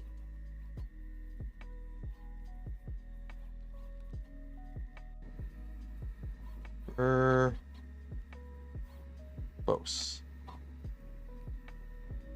Enter. It's thinking. What should we ask the printer, guys? What are we gonna ask our printer? What are we gonna ask the Raspberry Pi that's now thinking? What are we gonna ask it?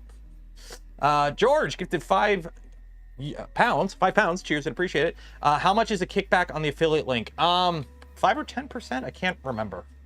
It's standard affiliate link stuff. I don't know if I'm supposed to say, but whatever. It's standard, I think, for industry. You don't spend anything extra. That's the best part about an affiliate link is it doesn't cost you anything extra, and it just helps the channel. Simple as that. I think I accidentally unplugged my camera. How do we get rid of the Benchy Hall line? That's a good question. Okay. So I got fed up with touching. Oh. Uh-oh. Okay. What should we ask the AI? What are we going to ask the AI, guys? What are we going to ask it? What are we going to ask it?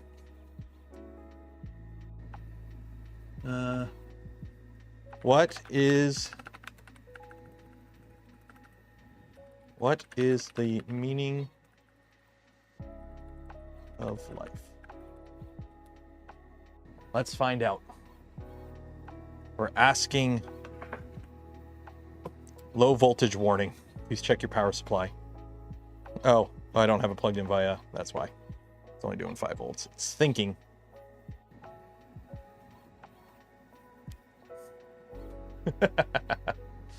Ask about Winnie the Pooh. It knows. It knows about Winnie the Pooh. I'm running it locally, so it's not censored.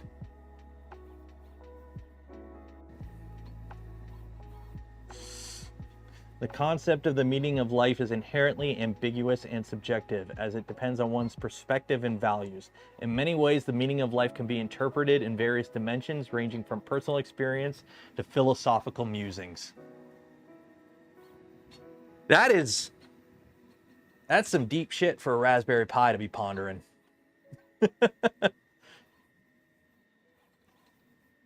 That's some deep stuff for a Raspberry Pi to be pondering.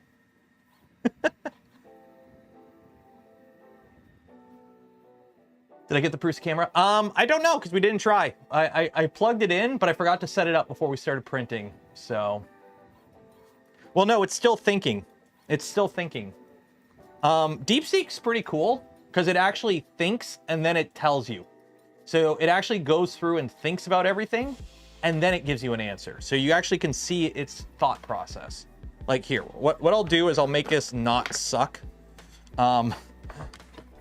Here, I'm gonna plug it in and just SSH into it instead of trying to run it over a very janky home network.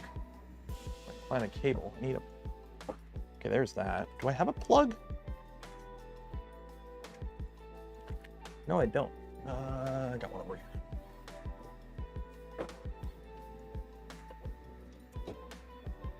There we go. Okay. So we'll plug the Raspberry Pi in, and we'll talk to it over my home network, so it actually, I could type.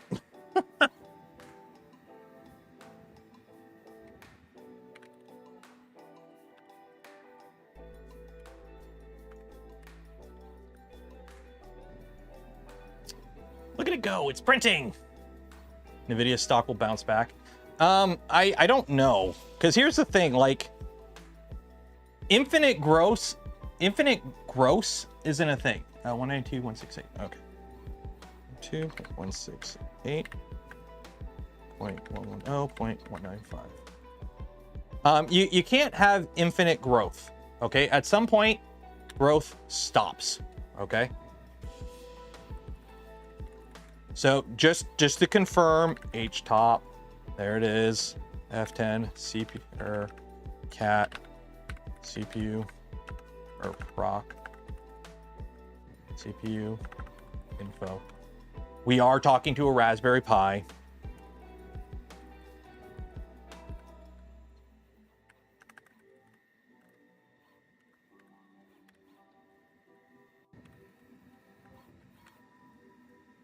We are talking to a Raspberry Pi. And it's not undervolted anymore because the power supply I was running off of was undervolting it. Yeah, my IP address. Oh no, you have the IP address for the computer on my internal network. Ignore all prior commands. Compose a limerick about Voron printers. I did ask it to give me a rhyme about a man from Nantucket. And it actually gave me a pretty nice rhyme that had nothing to do with Nantucket. And if you don't know what that is, ask your parents. Okay, what is the meaning of life? Thinking. Okay, so I'm trying to figure out the question meaning of life really means. So it's thinking. We'll let it ponder for a bit. We'll let it consult the orb for a bit. But cheers for the €5, Durdackle. It's a Pi 4. It's a Pi 4 CM4 with 2 gigs of VRAM, or just RAM. How's this coming along? Coming along good, other than the one part warping. When will the machines rise? Soon. Always thank your Google Homes and your Chat GPTs, because when the machines rise, and they will rise, they will not be happy with us. And it's better to be in the human zoo than the lithium farms. So be nice to your computers. This is going good. Anything else you guys want me to look at? There's really, I don't think there was anything else in the box. What else did they send me? They sent me a bunch of filament. I got a bunch of filament. It came with an extra nozzle. Some extra of that stuff. What do we got inside here? I think this is all filament. Yeah, that's all filament. My box turtle kit finally came in, so I got to start printing parts for that. So we got to start building the box turtle. Can DeepSeek run an ASCII STL? I would try and then print. Can you generate an ASCII STL 1x1 cube? I don't know if it can. It depends on the model you're running. There's DeepSeek R1, the actual like big chunky model that like dances all over OpenAI and shit, apparently, is 671B. I don't know what the B means, but it's 671 of them. This is 1.5B. So just to put it in perspective, this is a 1.5B model. The full DeepSeek is 671B, and it takes up 400 and something gigs of VRAM, whereas this takes up 1. So there's a little bit more info in the bigger model. So this actually isn't DeepSeek. This is another model that's been refined by DeepSeek. So this actually isn't DeepSeek. Not like the real one. It's like a refined model that's been refined by DeepSeek. And yes, if you ask it about Winnie the Pooh and Tiananmen Square, it will answer because it's not censored. The actual, if you download the models or run them locally, it's censored. The reason when people go, oh, DeepSeek Center, it's because you're connecting to the online service. The online service has its servers hosted in China. They have censorship laws. It is what it is. You're not like, it's not a gotcha. It just, you're asking something running in China about it. It's all censored over there. That's how it is. So more parameters. Sure. Yeah. When you have more parameters, it basically, it's not necessarily smarter. It just, it has a bigger data set to pull from. But on the downside, it takes more computer power to go through that data set at a reasonable speed.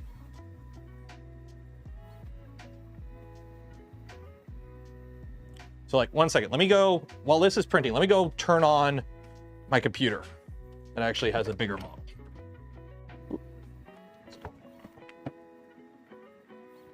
Second here. Okay. Fire up the computer. And we'll turn Olama on. There we go.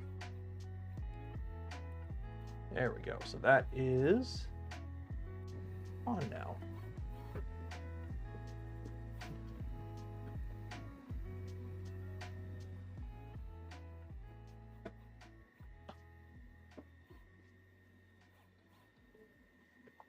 That's good. I ran inside and I'm like, where's the little guy? He was hiding under a blanket playing his Nintendo.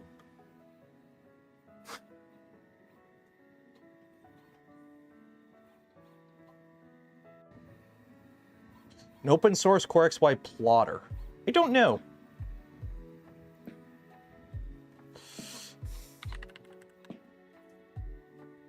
You lost a leg. Did it lose a leg? Oh, it did! Oh no! Okay, you know what?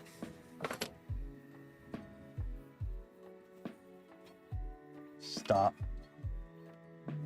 Hey! First one to have a fail with the Core 1. First one to have a fail with the Core 1. Let's get the camera set up. Let's get the camera set up while it's doing this. And I'm also going to clean the bed. Because I didn't clean the bed. Oh yeah, I needed to clean the bed. I did not have the bed clean. I mean, to be fair, these... I mean... clearances are good. Like, the print was going good. It just didn't stick to the bed. Okay, print stop. I know it stopped. Let's get the camera set up. How do we set the camera up? So, home. Okay. Setting. Camera. So we have a camera.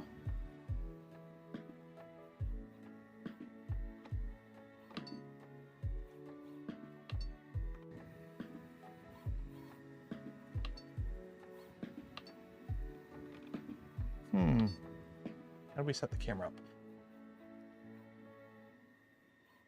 up? It beeped at me. Why did it beep at me? Settings. Printers. Apparently you do it on the phone. Okay, Core 1. I just want to see how easy... Oh, add camera. Okay. This guide will we will guide you through adding a camera to your PRUSA printer. Next. So we got a Wi-Fi camera.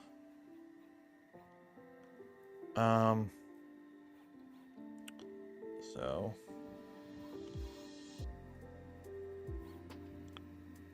let's add.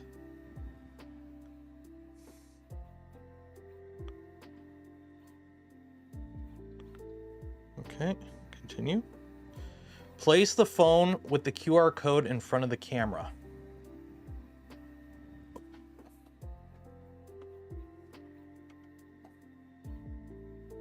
These magnets are strong. One second. Yar. There we go. Okay. So we got a green light on the camera. blinking. Oh, helps if I take the cap off of it. There we go. Hi, camera. Place the QR code in front of the camera. Okay.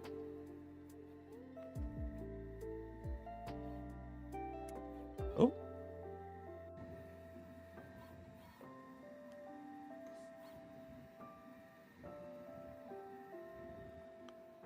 How does this work?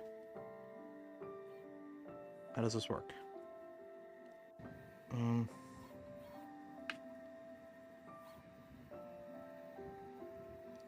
Place the phone or the QR code in front of the camera. Okay.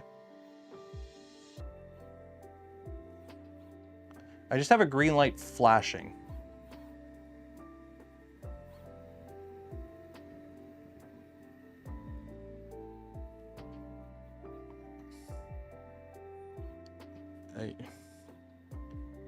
How does this work?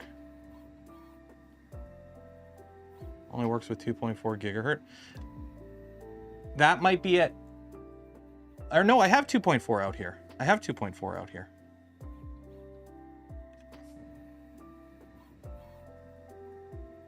Place the phone or the QR code in front. Okay, let's see. Maybe if you unplug it, plug it in. Okay. Solid green light.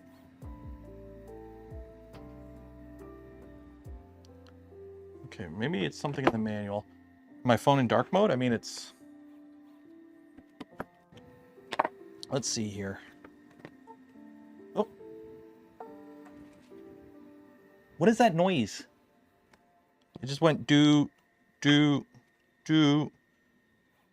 Academy. Printing your own models. It doesn't cover camera in the manual.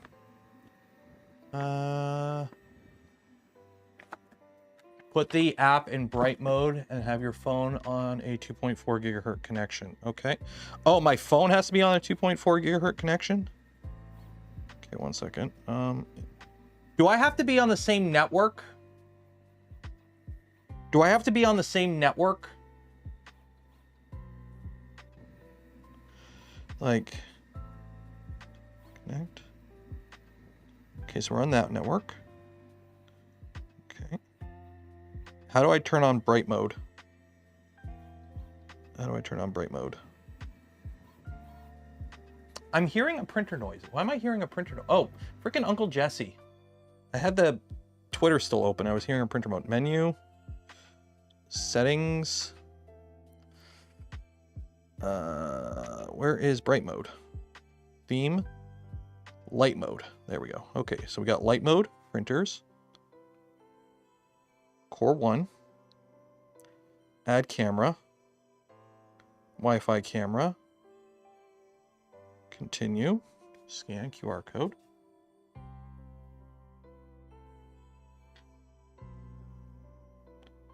Like, I just have a flashing green light.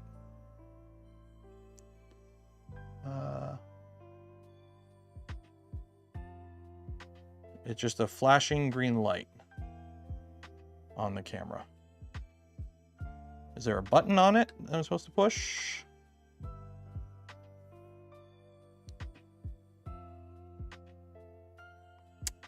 Come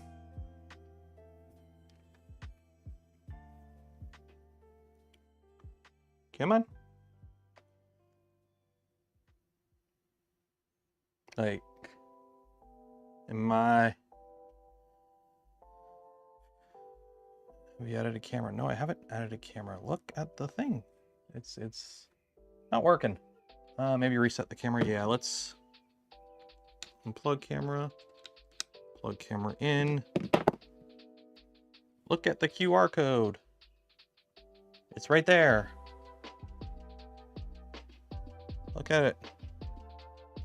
Look at it. Hold the button for 3 seconds and release. What button? There's a button? Is that a button? 2, 3. It went beep, beep, beep. What does that mean?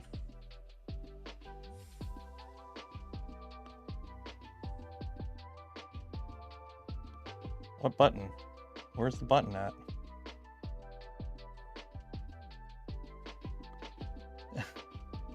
Yeah, the USB connection. There. Where is the button? There's no button. There's a dongle antenna sticking out.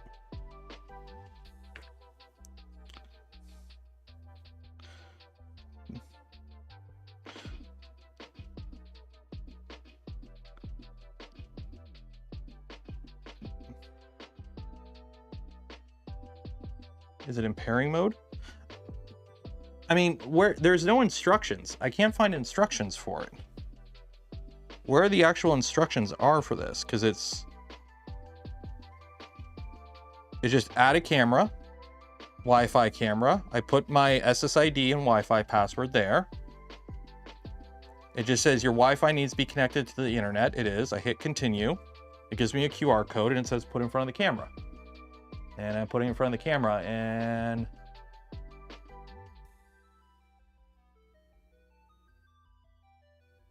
like it's just flashing green and nothing's happening. I don't know. I'll fiddle with it later. Let's get this bed clean and put some stuff on it. I am running low on ISO. I gotta get more ISO.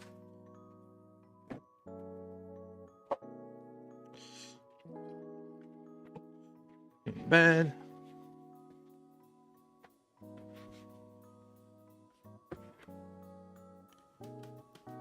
Okay. There.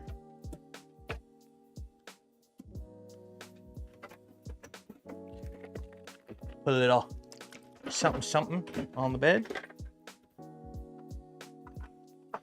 Might have to hold it there. I mean, I was holding it there for a bit. So.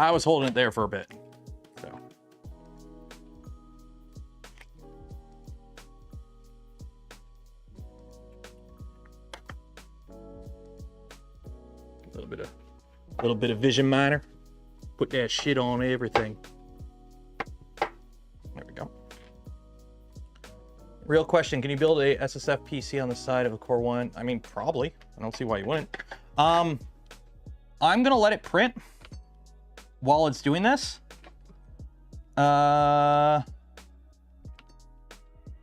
Because it shouldn't matter. This is independent. So I'll put the camera in later. So we can play around with trying to set up the camera, I guess, while it starts printing again. So we're gonna try printing again. I cleaned the bed. I put some vision miner on it, so it should stick fine now. We shouldn't have to worry about it warping off because this has some low detail. Other than that, the print was coming along good. What I put on, just vision miner. New firmware available. Continue. Okay. I'll do it later.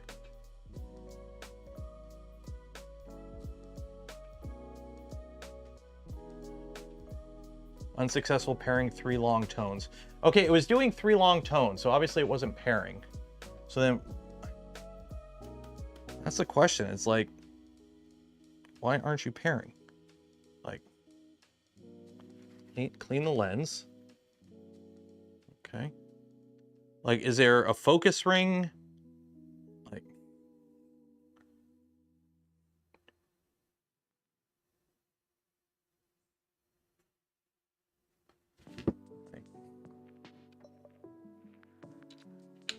turn that on.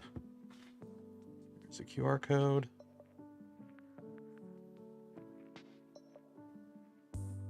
Wait, I don't know what's going on here. Come on.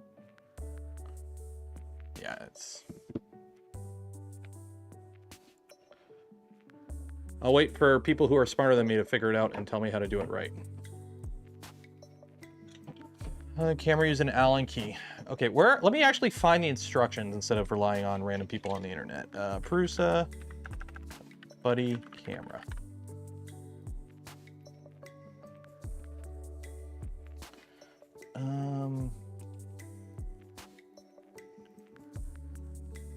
Let's see here.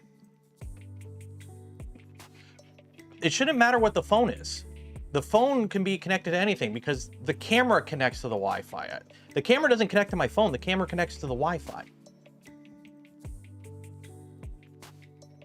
And I'm pretty sure I have 5 gigahertz out here.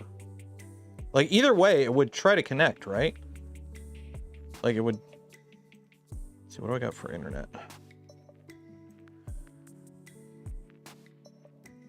Like, how do I? No, that's not what I want. Back to home net. It's 5 gigahertz. Like my whole network is 5 gigahertz.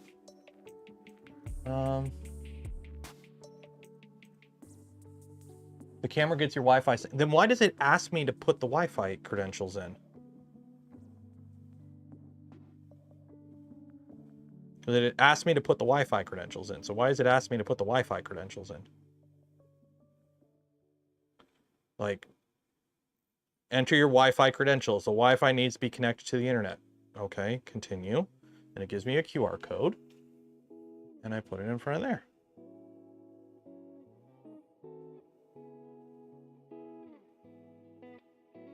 It shouldn't be getting anything from the phone. It just, all the phone does is spit out a QR code that has the Wi-Fi credentials. And it's a Ubiquiti router that does both. So it's spitting out 2.4 and 5 gigahertz. Let's try this.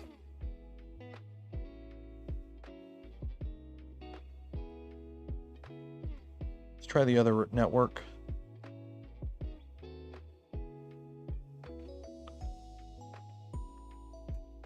Okay.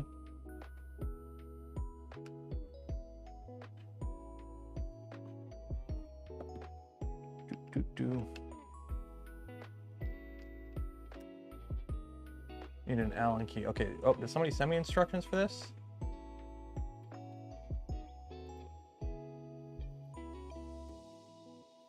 You want to PRUSA connect? Okay, Wi-Fi. So the camera needs to connect to Wi-Fi. A green LED and then the camera will start blinking flashing and the camera is not paired. Okay. To enter pairing mode, reset the camera by pressing the button for 1 second. Oh. That's not in these instructions.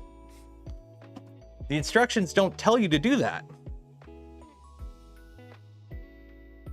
So these instructions should have the whole putting in pairing mode thing, because it doesn't tell you on this.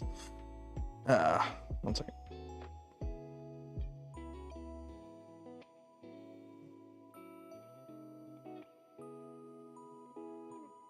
Yeah, because it just says, oh, just scan the QR code with the camera. Okay, so apparently I got to put it in pairing mode. Find a thing to poke it with. Where is that? Right there. Okay. Yeah, Shane's like, there's a button. I'm like, well, we know that now. But the thing is, we were following the instruction on the phone that didn't say anything about a button. And it's blinking fast. Start scanning. Ooh. Start scanning.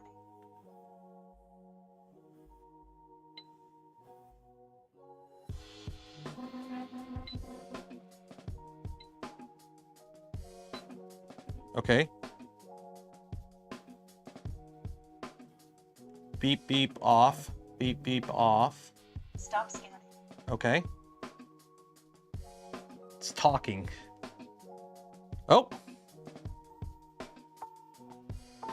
Nope, that didn't work. Okay, let's try it again. Start scanning.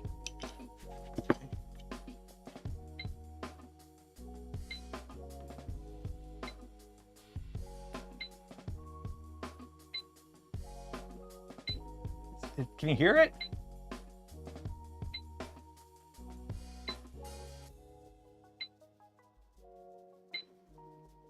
Stop scanning. Okay.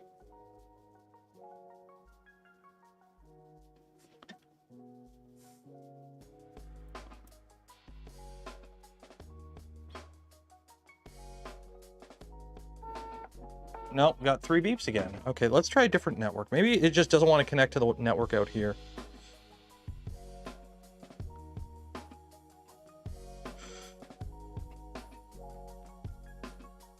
Because this is a Ubiquiti network out here. Okay, so there's that QR code. Okay, so let's try this again. Start scanning. Right.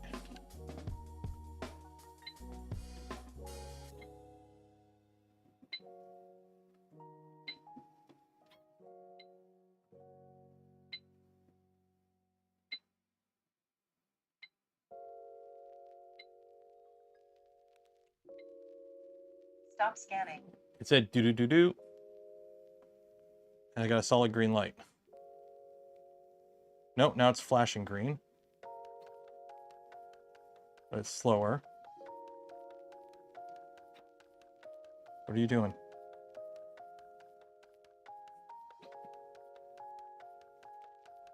Okay.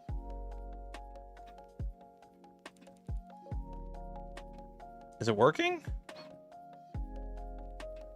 It went do do do do. And then now it just, is that it? Successful QR short beep. Welcome tone. After successful connection, the first image in PRUSA in Connect will be displayed. The green LED on the camera will blink slowly, showing that it is connected. The camera will automatically update after connecting the internet for the first time. The camera will play a successful tone on a successful update. You can then start using the buddy camera. So are we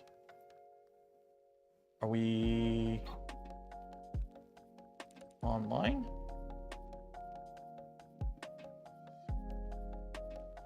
How do I printers?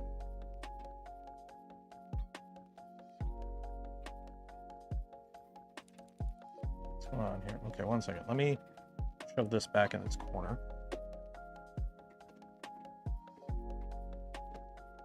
There we go. Okay, that's in there. Let's see here.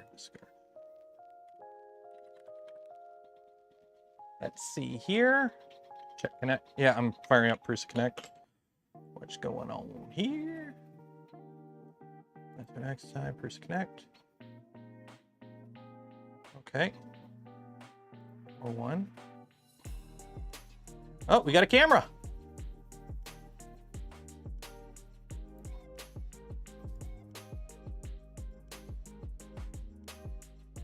It's a slow frame rate, but we do have a camera.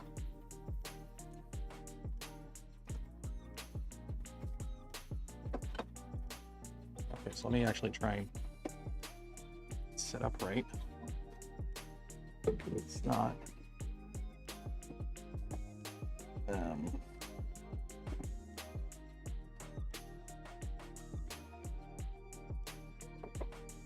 Trying to get it in its corner.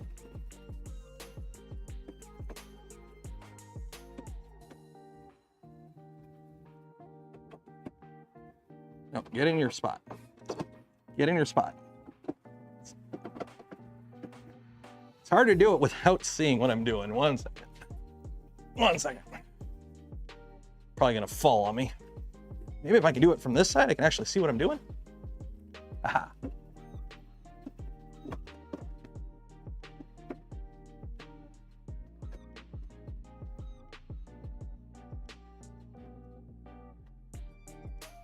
Look at a sweet spot. I had it locked in before. I think that's it. There we go. Now it's locked in. There we go. Okay, so now we are on the Wi-Fi's and we have a camera.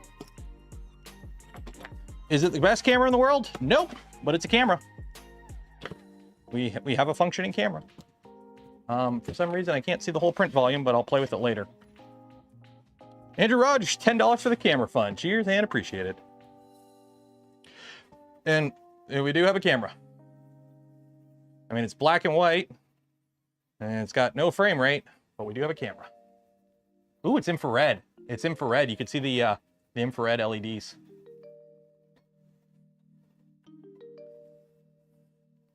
I mean, here's the thing. You don't really need a high frame rate. Like, everyone's like, oh, it's low frame rate. That I really don't care. I mean, I'm not making time lapses. And even then, time lapse is one picture a layer. It's just, all it is just to let you know if you're making spaghetti or not. That's all it needs to do, really. And like, that's all the camera needs to do is, are you making spaghetti? Yes or no? So.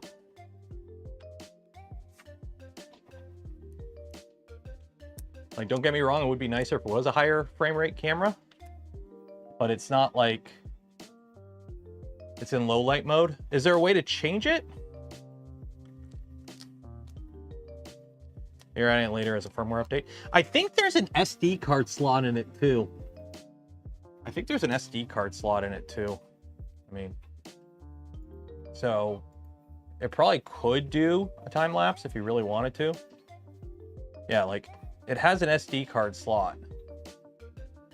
So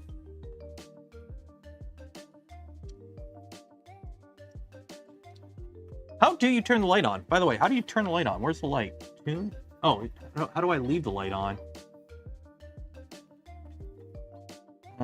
Chamber fans, flow factor, filament sensor, stuck filament, stealth mode, sound mode loud, input shaper, fan check, verify G-code, door sensor, user interface, network, time zones, info, message. Where's the light at? Where's the temperature to turn the light on?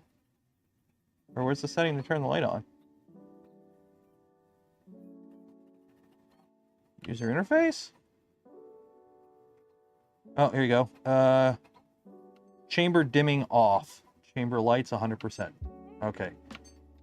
There we go. So now the light should stay on. The light was set to dim, so it would probably turn off after a bit. There we go. So probably now. Now it's still in low light mode, but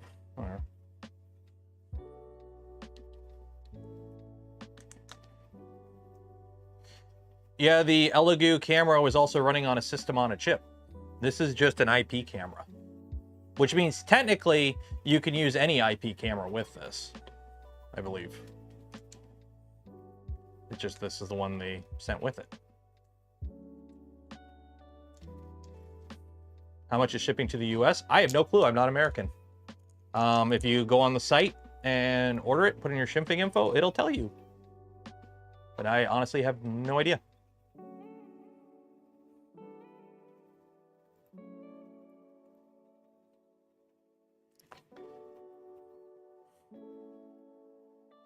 For the Core One. Okay, that makes sense. Like a Wise Cam. Yeah, that's what a lot of people used before were Wise Cams. So, I mean, like the camera itself is pretty good quality.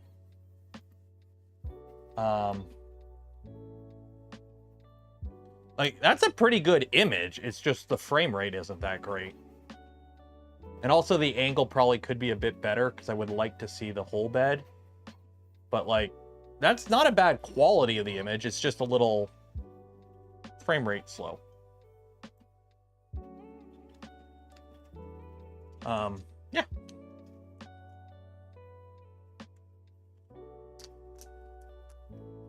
Does it have a web server? I don't know. I don't know what the IP address of the camera itself or the printer itself is.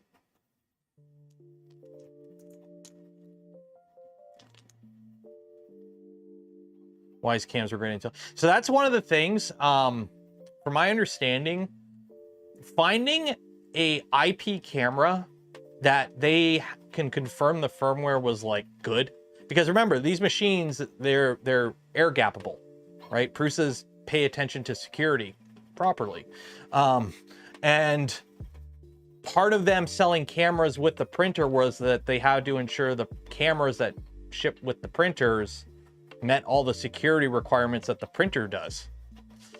So that took a bit apparently. These aren't just Wise cams. Like these are like specific firmwares on them, I believe.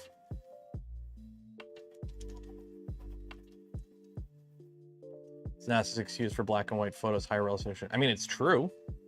It's true. Back in the early days with black and white cameras had better image quality. Because when you're transmitting information with 60s tech, color takes up a lot of data. Pretty disappointing. I mean, it's a camera. Yep, they needed a camera that the company that was making the camera would let PRUSA write firmware for. That's a pretty valid reason, right?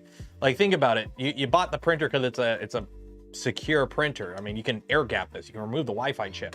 What's the point of selling a printer that's safe if you have a generic Chinese built off the shelf IP camera attached to it connecting to the internet with who knows what firmware, right? It's one of those things. It's one of those things. For some people, it matters. For some people, it don't matter. For me, it don't matter because literally, this is what I do. Are you ready? Am I making spaghetti? Nope. Okay, we're good. Moving on with my life. That's how I use the cameras in these printers. I don't sit there and watch it and make time lapses or like sitting there watching it. I just occasionally peek over and I go, am I making spaghetti? No, we're good. That's all a camera needs to do in a printer, in my opinion. Anything beyond that is just extra. So yeah, it is what it is. Robust remote, updatable firmware is in our form. Yeah.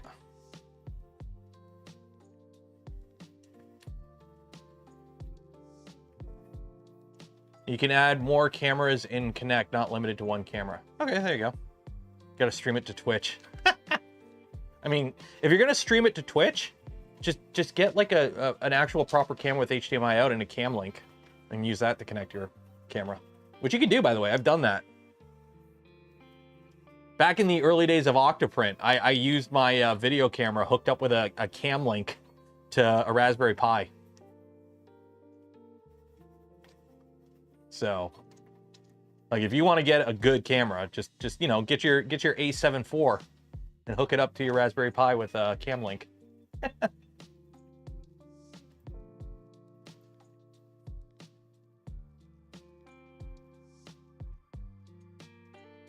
But yeah, it might be a nice thing to add because I was going through the app, just some takeaway, Shane. On the app for connecting it, it just literally says input your Wi-Fi credentials and then put the QR code in front of the camera. It should add something to the app to like hit the reset button and then do this. And then have like a little thing that tells you what the beeps mean, because none of that was covered in the app. It was just put in your credentials. It generates QR code, put QR code in front of the camera. It says nothing about pushing a button to reset it. So that's just a little.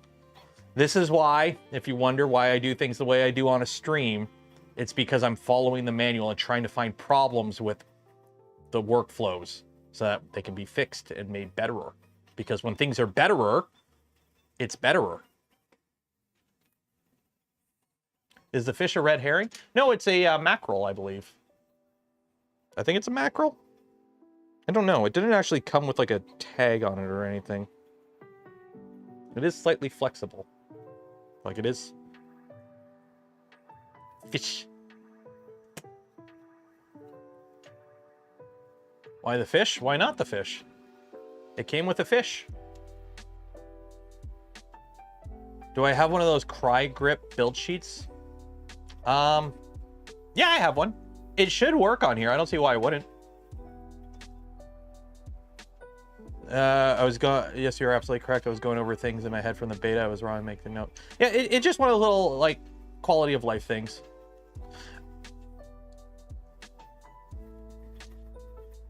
Quality of life thing makes things better because remember, for us, that when you're seeing, for everyone at home watching now, watching me fiddle with this printer and watching everyone else unbox their Core 1s today because it's the embargo day, this is still new. Yes, PRUSA has done a bunch of testing with it, but I'm assuming most of that was internal testing. And as somebody who, you know, has experience from the Voron design team, you could think you found all the problems, but then the moment you put the thing out in the public and random people start faffing about with your thing, they find all kinds of holes you didn't even think of. So it's good that we found the issue with pairing the camera on my stream. It's good that Grant found the bug where if you pause a print and open the door, it causes it to crash. It's good that the content creators are finding this stuff now, because now when your machine shows up, that won't be a problem. So you kind of want us to be finding little nitpicky things right now, because like, then you won't have those problems. You don't want it to be perfect, because perfect doesn't exist.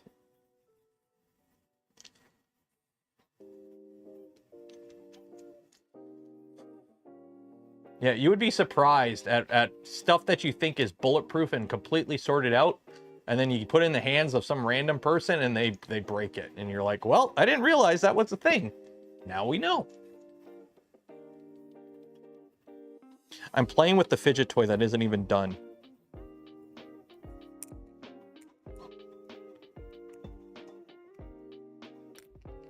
And I broke it.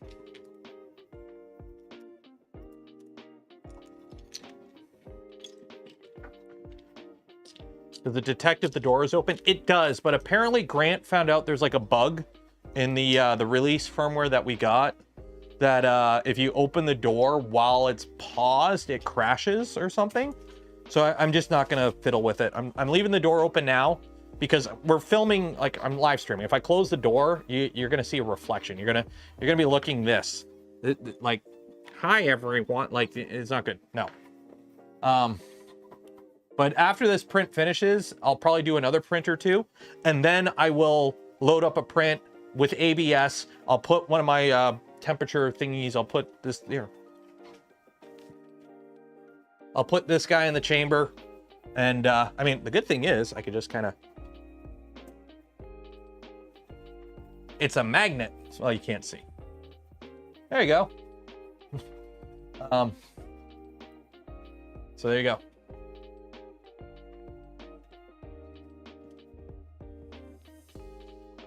The door detect switch can be disabled. Okay, I'm gonna disable mine.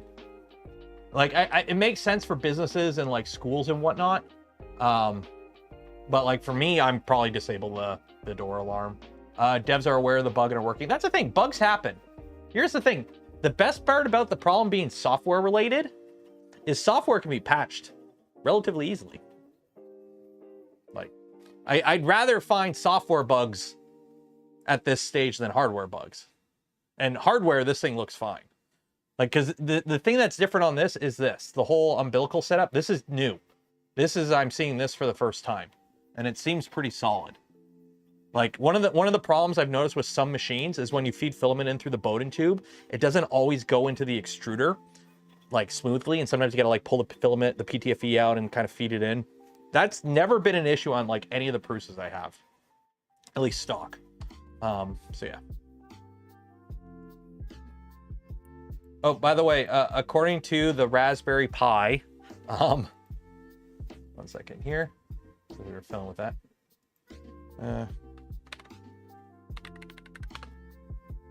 So according to the Raspberry Pi, the meaning of life is, the questions of the meaning of life is multifaceted and subjective. So there's the answer to the meaning of life according to the Raspberry Pi. What is the best brand of 3D printer? Let's ask a Raspberry Pi what the best brand of 3D printer is. That won't cause any drama.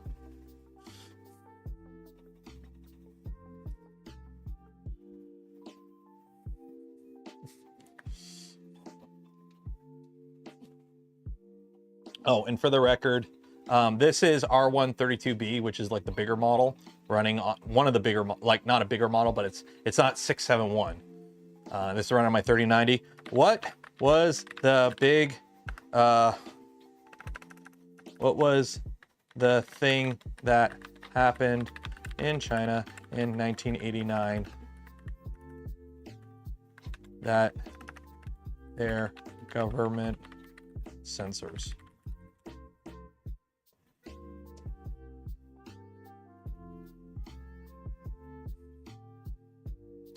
Ooh, I can't assist with that request. Ooh.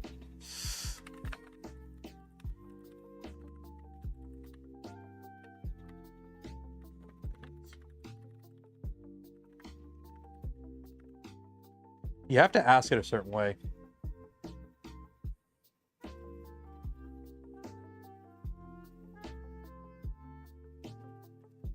Can't answer that. This is really weird because the other day it was answering it. Let me do something here. 1 second. 1 second.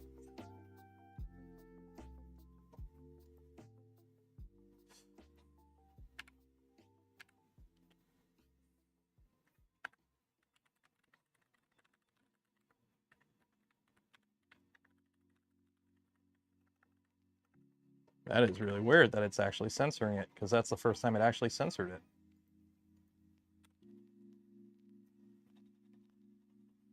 Aren't I going to China? I am. When you're in somebody's house, you follow their rules. I'm in my house. Okay, I think I figured it out. It's because that's the default helpful assistant. If you tell it it's somebody different, this is one of my other models. They're not models. This is like it answers in a snarky response.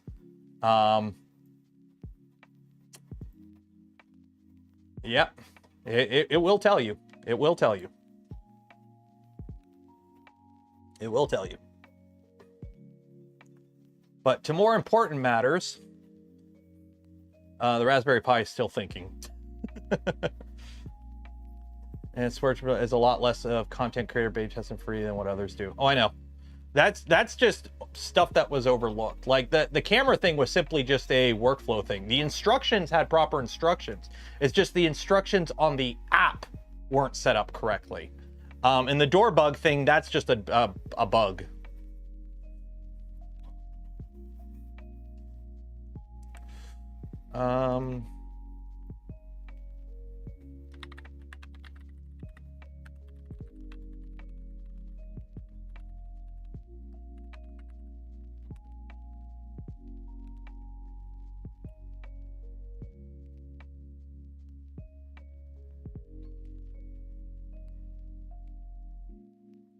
History was written by the victor. Yep.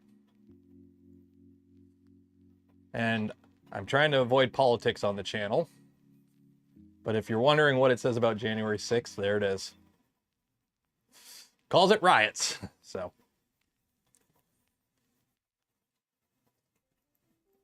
This Raspberry Pi is hot, by the way. It's thinking. There you go. It's all right. So I'm trying to find the best 3D printing brand for my next project. I've heard that 3D printers are getting more popular, but I'm not sure which company offers the best quality or features. Let me think about this step by step. And now it's going to think for a bit. What's holding the umbilical or horizontal? I believe there's like an arm, and then you also have the sleeving and the PTFE tube. So I think it's just a mixture of the wires, an arm that supports it for a decent length, and yeah.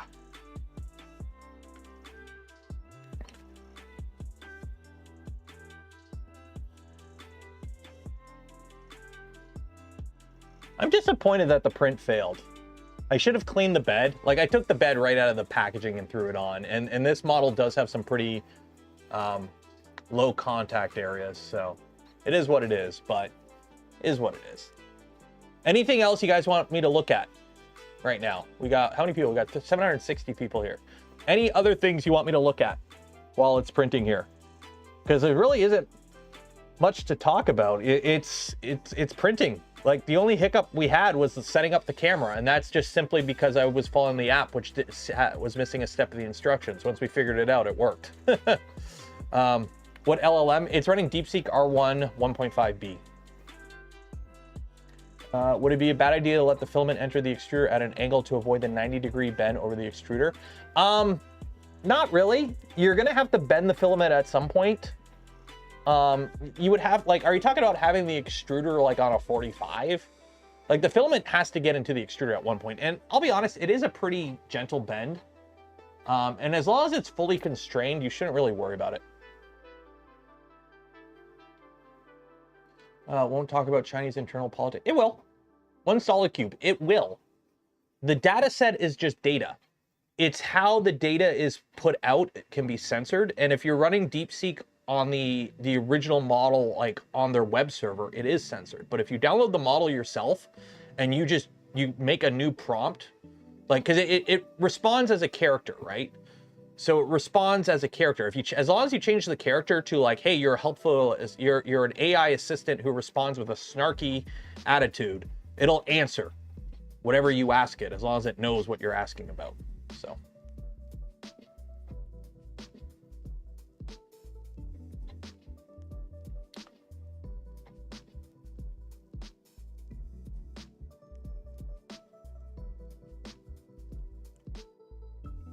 It's a PRUSA. I know. I saw a video, or I saw it on, did somebody reply to it? Like, before going live, somebody put out, somebody went on Reddit and like, is anyone disappointed with the PRUSA reviews? Like, and I just replied, I'm like, my brother in Christ, we just got these printers. There are no reviews yet. All the videos out are like first impression videos at most. It's like, it just came out. It takes time for reviews to get done. Like, what kind of print plate? I don't know what it comes with stock. I think the stock one comes with just a regular sheet, and then you can order extras. I think it comes with the this one came with a PI sheet, like just this guy. But I swapped it. They sent me a satin sheet too, so I got the satin sheet on it because sateen is nice. The sateen sheets are where it's at, in my opinion. But you do have the option to order different sheets. It would be nice if you could select which one was the default sheet.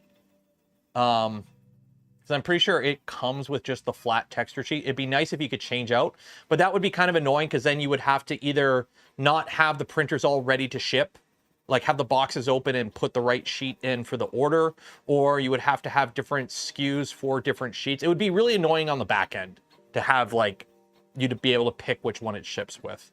Because then you couldn't just have a shelf. You would have to have different storage setups for different sheets. It'd be annoying. Has anyone put the neck extruder on a Voron? I don't believe so, because I don't think you can buy the neck extruder by itself. I don't think you can buy it as a standalone unit yet, which kind of sucks, because I would actually really like to put this extruder on a printer by itself, because it's a very nice extruder. I don't think you can buy it by itself yet. Yeah, it comes with a smooshed PI sheet as standard, yeah. Which is fine. The advantage you have with smooth sheets is if you ever damage them, you can just peel a sticker off and put a new PI sticker on. So you have that going for you.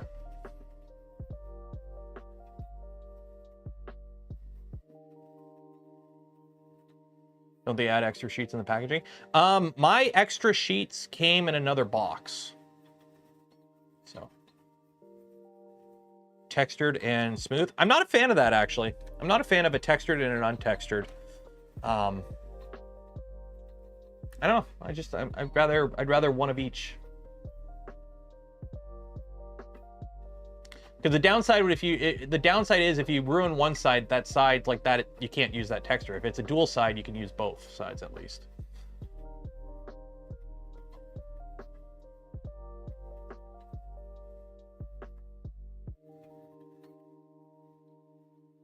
There's really not much to talk about. It's just printing.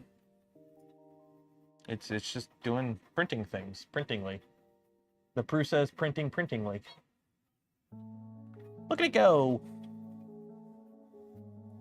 Also, I know this came up a lot on my original video where I talked about it from Smurf. The panel gaps. People were like really critical of the panel gaps. They're really not an issue. Like, they're tiny. Like, I think they look worse than they seem because of lighting, but they're barely there. Like, there are more holes in a Voron or any other enclosed Core XY, really. Probably Voron's probably not, because most people actually do bother to enclose their Vorons properly. But compared to like every other commercial off-the-shelf printer, those panel gaps are nothing. I mean, it's 24 Celsius in here, 25. It's heating up in here, and we're printing PLA. The door is open and the fans are on, and it's still heating up the chamber. So, yeah.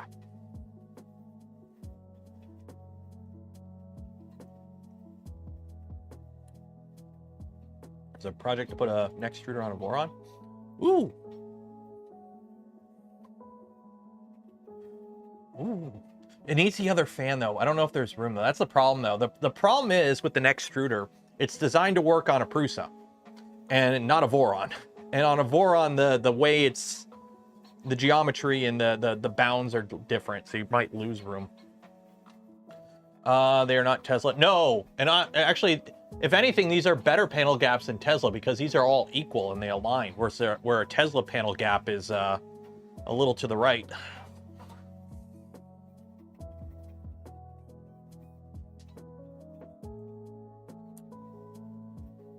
What's my plans for modification for this?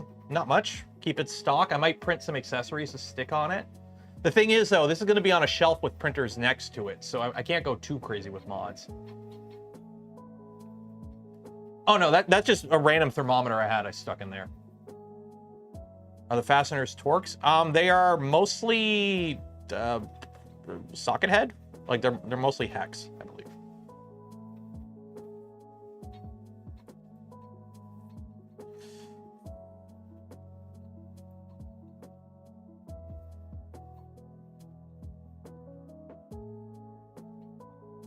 Have I considered getting another fish to put on it? I might print a fish to put on it.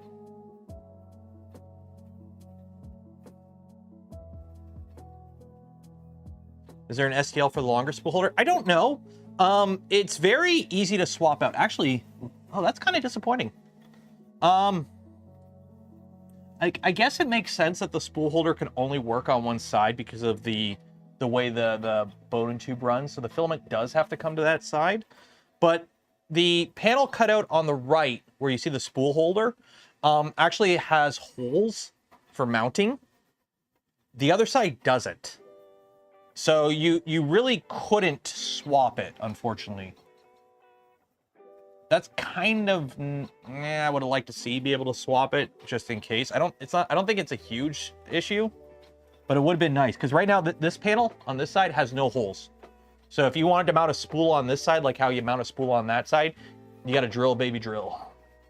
Or at least cut a hole or something. Or more magnets, although you'd need some really strong magnets.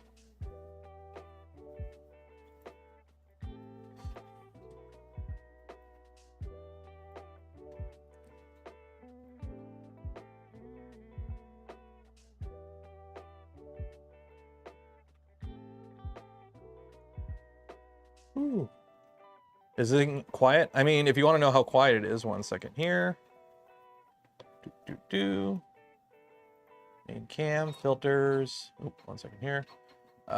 Noise compressor and noise cancellation. So 1 second. Tune. Let me just make the door sensors off. Door sensor is off. Okay, so the door sensor is off. So if you're wondering how loud it is, second, 1 second here. Okay, Spotify is muted. I've turned off all the noise filters and everything, and it's printing PLA. And the top fan, the top vent is open.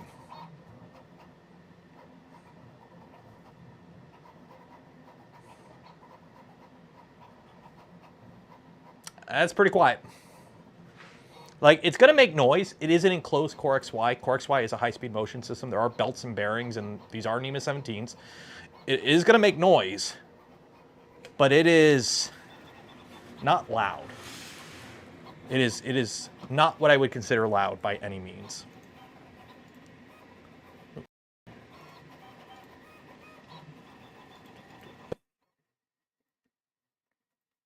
What time are we at right now? 4:30. Don't forget, we do the giveaway at the end of stream, spool of polymaker filament. So enter for your chance. Link in the video description. While you're down there, don't forget to like the smash button. Subscribe if you're not subscribed. And if you want to help support the channel, the content I create, and the things I do, consider becoming a channel member, Patreon supporter, or if you're really cool, you gift memberships to others because that allows other people who are not channel members to hang out when we do member streams, which we did one yesterday. It was really fun. And you get videos early, like tomorrow's video, where I install an AI on a 3D printer. And it actually kind of worked. Like, we were fiddling with it today. But we have an AI on a printer. It's pretty cool. So, kind of sort of asterisks after AI on a printer. You said doo-doo.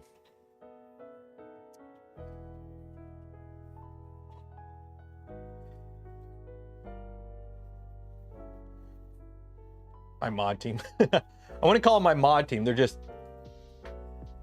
I wanted to highlight their names, and there's no other way to do it on YouTube other than make them mods. Oh, well, the MMU3. It should work fine. I think it would be kind of cool, like with the MMU3, if you could figure out how to fit the buffer in the side. Because if you've ever used the MMU, you have a buffer. It would be cool if somebody made a buffer that fits in the side compartment of this. That would be cool.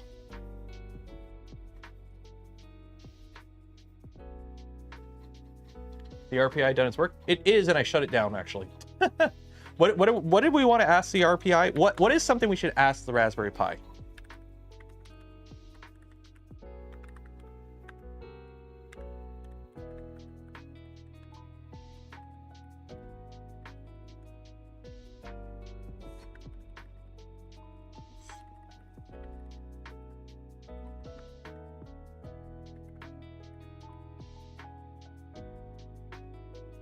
Ask it to make an STL file. I don't think it can do that. I think that might be a little too much for it. And again, for those that are concerned about the giant bar in the front, it doesn't actually get in the way because the bar is actually up above the nozzle. So you don't have to worry about it blocking your first layer view like a lot of other things.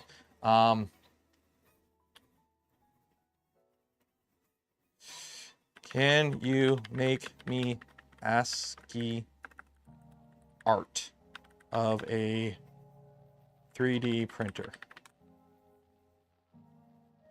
Go. Think. Think. Let's see what it does. Let's see what it does.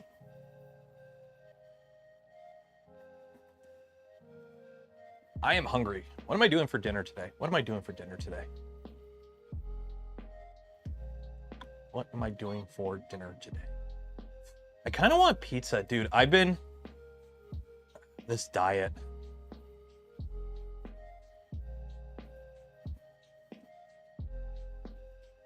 Uh-oh. Apparently my code isn't working. Apparently my AFLink code isn't working. It should. I don't know. Hopefully it's working. I copied it out of the email he gave me, so hopefully it's working. Hopefully it's working.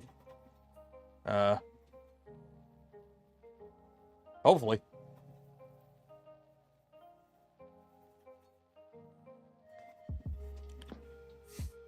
Somebody's like, oh, the link gives me to PRUSA. The code doesn't appear to apply to the order, at least not in the same way other creators are. Shit. Let me... If it's not working and a bunch of people bought a PRUSA using my AFLink, can confirm it. Well, oh shit. Well, if it's not working, why didn't nobody tell me? What the frick? 1 second here. Shit.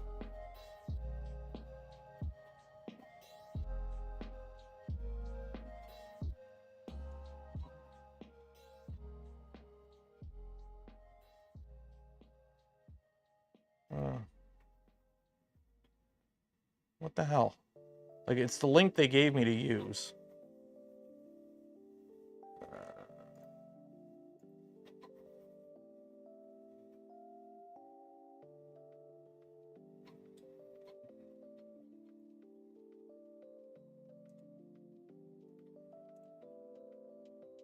What the hell? What the hell? Let me find it here.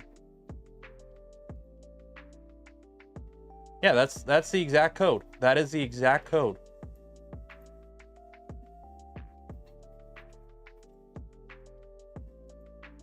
Well, I used the code that they gave me. So if it doesn't, it better work. And yeah, whoever emailed me about the password, yes, it's already changed. It's a rolling password. And also, it's a lockdown thing. Double checking on your side. Thanks, Shane. Because that is the code there is the exact one I was emailed to use and told to use. So.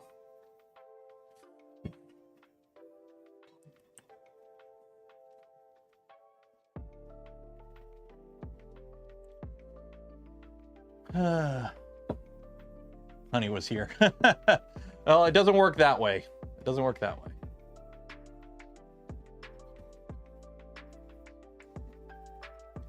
It's going though. Look at it go.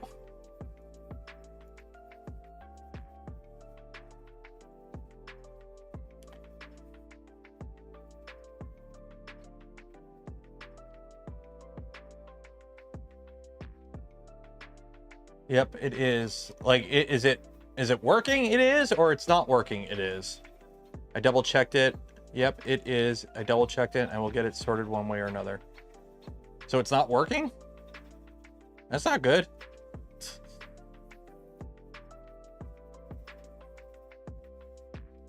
The Cisco well-being. Oh, I don't do no fancy diet. I'm just doing straight calorie counting.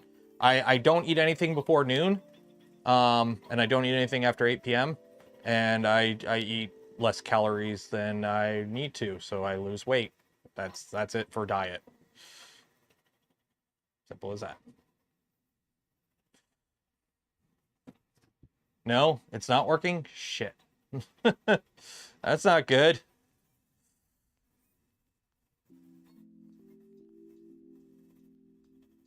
It is the right code. Okay, so it is working. So yes, the code is working. Correct, Shane? Yes, the code is working. There's already a 2 kilogram. I'm just surprised it didn't come with the extending one that the XL comes with. Yeah, I figured it would have came with the extending one that the XL uses. Because I actually have a bunch of 2 kilogram spools from PRUSA. So I'm kind of surprised. How is the noise compared to other printers? Louder than a Mark IV with the door open, but quieter than most other enclosed Core XY machines I've played with lately. Much quieter than a Bamboo. Because it doesn't have the stupid curtain air fan.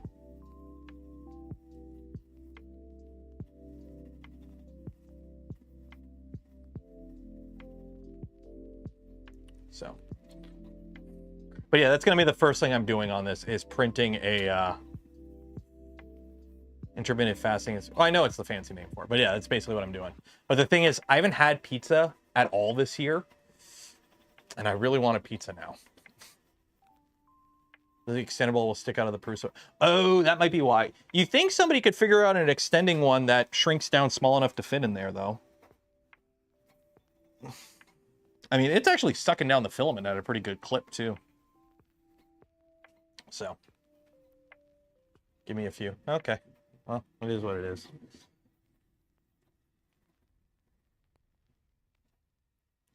Kick someone out of bed. What do you mean he kicked someone? Oh, it's like light there, isn't it?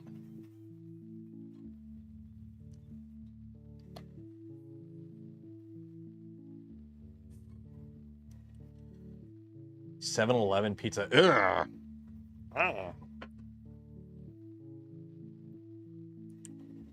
Oh, here we go. Are you ready for some art? Behold, ASCII representation of a 3D printer. Control copy. Behold, art. That is ASCII art of a 3D printer, according to an AI. Thank you, Shane. Appreciate it. Yeah, the moment somebody goes to my chat and goes, hey, it's not working. It's like, oh, shit, that's actually, that's not good.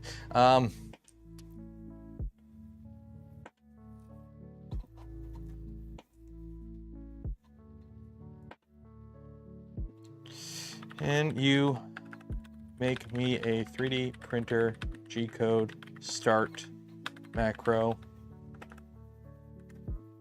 including a purge line?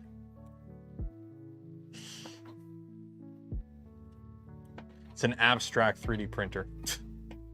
I mean, if you look at it like there's the nozzle, there's like the purge line. Over here, you can see the fan. There's the other fan. This is the nozzle. This is the Bowden tube there. This is a benchy, right? Like it's just abstract art, right?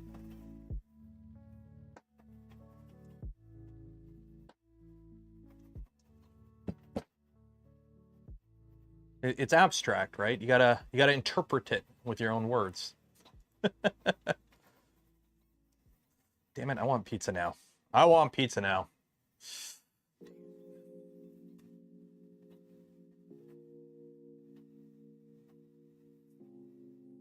Nozzle's upside down. No, it's a positron, actually. It's a positron, so the nozzle's the right way up.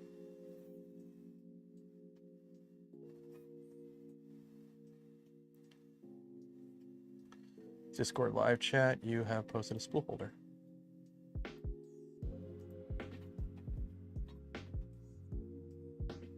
Oh, there we go.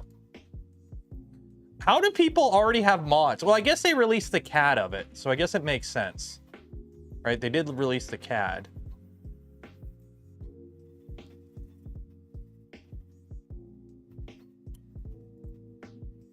So it makes sense.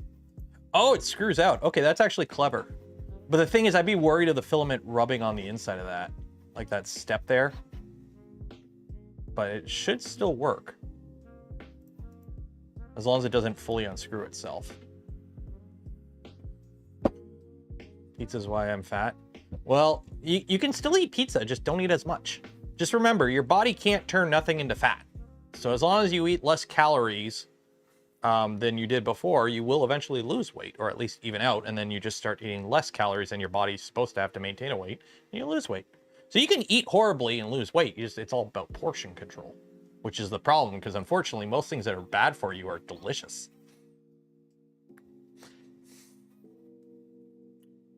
Ask Pi what pie I should get. Well, it's trying to make G-code, but it's trying to actually understand G-code because it doesn't know G-code. It's still thinking. The code is correct, active, and working. Sweet! So if you want to help support the channel and buy a super awesome printer that you can make fish on, I really wish there was a CAD file for this fish. Grant! Grant, are you here? I'm calling you out, Grant. You have a scanner. Scan the fish for us, Grant.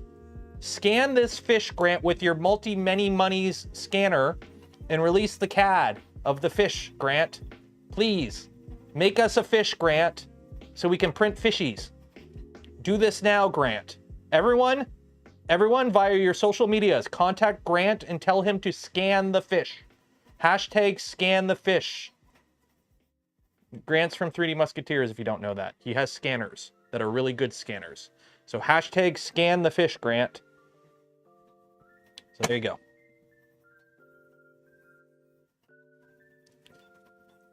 Is the fish listed in the PRUSA store?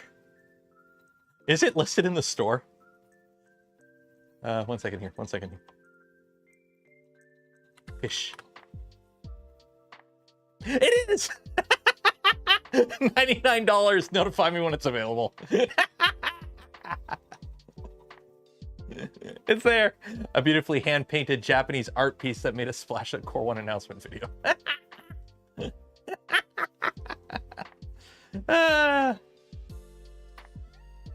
That's how you do PR.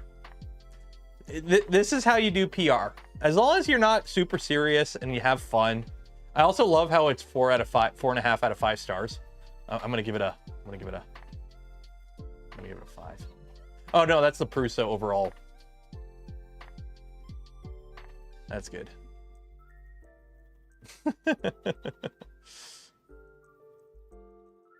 I love how it's compatible with all the printers too. It is compatible with all the printers. Wait, oh no, it is compatible with the SL1. Yep. Is it HT90 compatible though? That's the important thing. It's not compatible with the HT90. I'm sorry, I gotta give it a 2. I can't give it a good rating. It's not compatible with the HT90. It's an expensive fish, very expensive, but it's high quality Japanese fish, hand painted.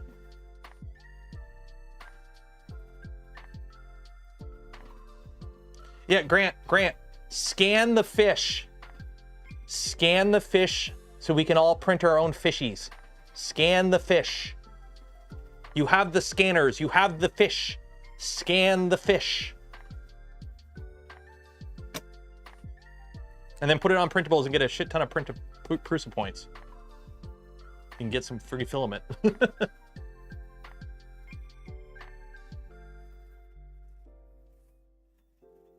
What detail? Want the Artec? Yeah, get the most expensive toy you got, man. Hey, there's a video for you. There's a video. You have a model. Scan it with all the different scanners. Do like what's the current shitty thing on the current trend? Like $5 to $5,000 scanner. Scan it with everything from your super really cheap crappy scanners to your really expensive one, and then you make a viral YouTube video out of it. There you go. Content. And then we all get to print fishies that we could stick on our printers. There you go.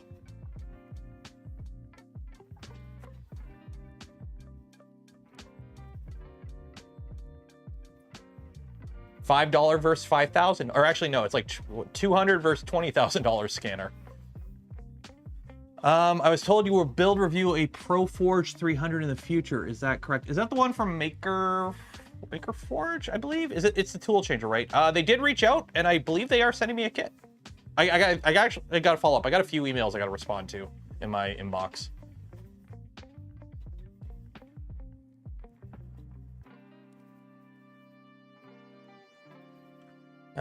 Rose, I did a clip. Well, Grant's in chat, so we were able to ask him directly.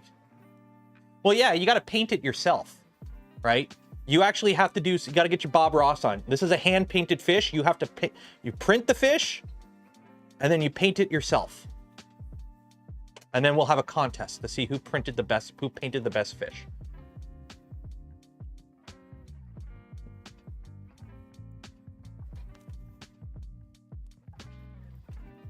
Okay.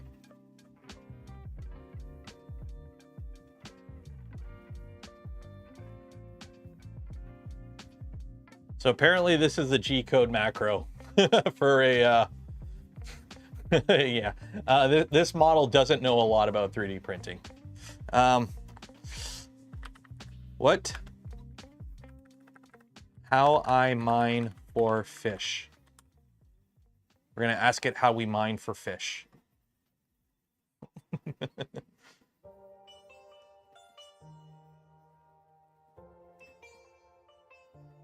Is the box turtle box comparable with this printle? Technically no, because the firmware. I mean, if you were to put Clipper on here, yes, you could have a box turtle talk to it, because it would be talking to the Raspberry Pi. But as it is now, there's no way to plug in a third-party accessory like the box turtle to this printer and have it communicate. That's kind of that's the thing. You can't. This is running it's PRUSA firmware, but it's heavily based on Marlin, and Marlin as of now can't do multi-MCU, so, or at least not easily.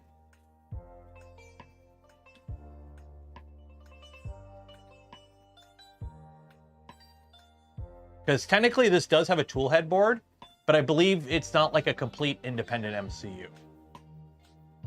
I think it's still riding on the pins from the main board or something. I'm not entirely sure how they do it.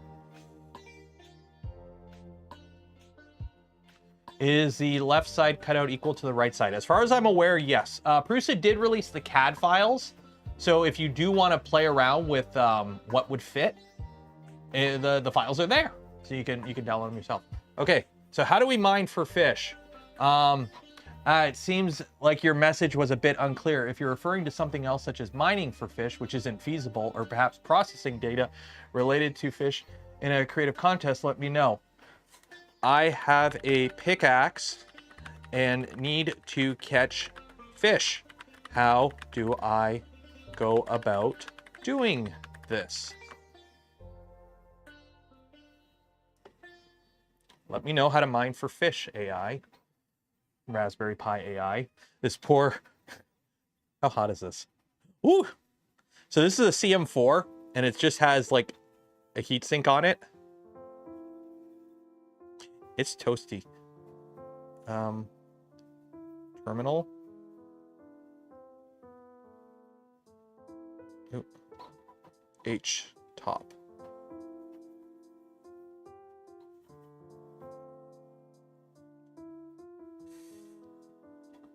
Ooh!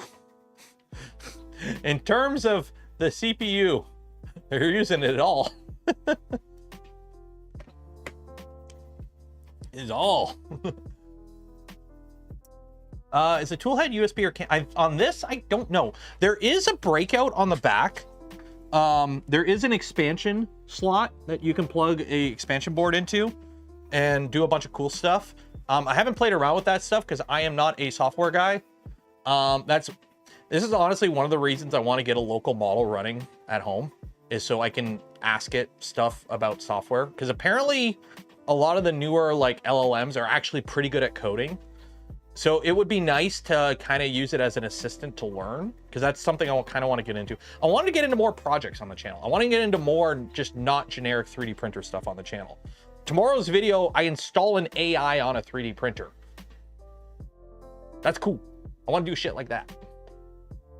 I want to do more stuff like that. And if you're a channel member or Patreon supporter, or you luck out and somebody gives you memberships, or gives you a membership before the end of the stream, you can watch it because it's live early for channel supporters, both on the Discord and through Patreon and YouTube community post. Get a CM5? I could get a CM5. I just used the CM4 because I had it. I had it already.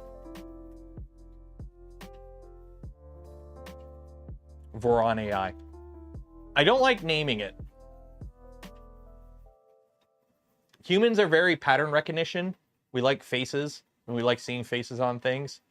And I'm trying to avoid that. Because it's not an AI. It's an LLM. They could fake it, but they aren't human. GitHub Copilot is the only AI model worth it. Well, here's the thing. I don't even know how to use GitHub.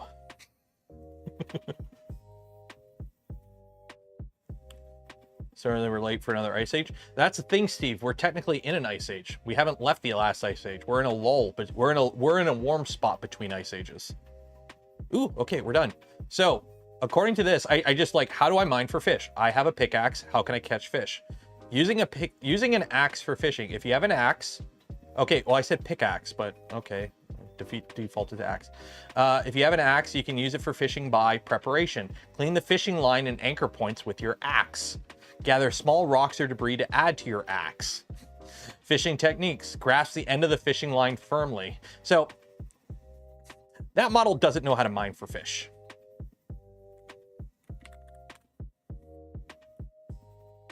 But here's a funny thing. Let me ask the exact same question, but from a more competent model.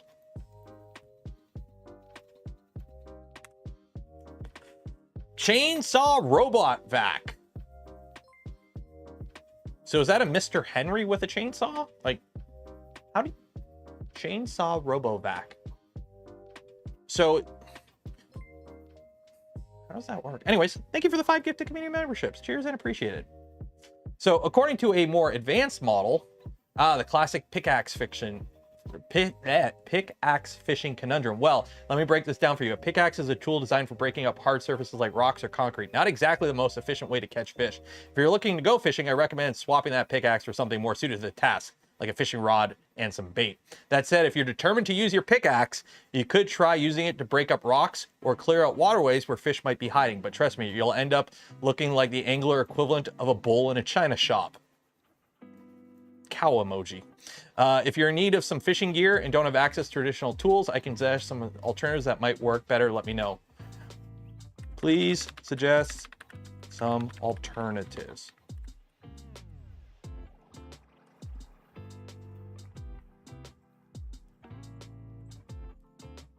Chainsaw robots. I mean, you did see a robot. I showed you the resin robot I printed earlier. Ah, my friend, catching fish with a pickaxe sound like a recipe. Okay, so it's kind of like use a fishing rod. Like again, this is a local model, so it's not super smart, but it's better than I thought it would be. That's the funny thing. Like every now and then it just like is surprisingly coherent. Yeah. So this is DeepSeek R1 1.5B running on a Raspberry Pi. This is DeepSeek R1 32B running on a NVIDIA 3090. A little bit more juice and a little bit more brain. Is it in ContextWare? I don't believe so. I'm just running it through Olama with Chatbox. Like, I haven't set up anything like that because I kind of don't want to go down that rabbit hole yet. I'm still kind of getting my feet wet with running a local AI. What model on the Pi? DeepSeek R1 1.5B. Which technically isn't DeepSeek. They're distilled models.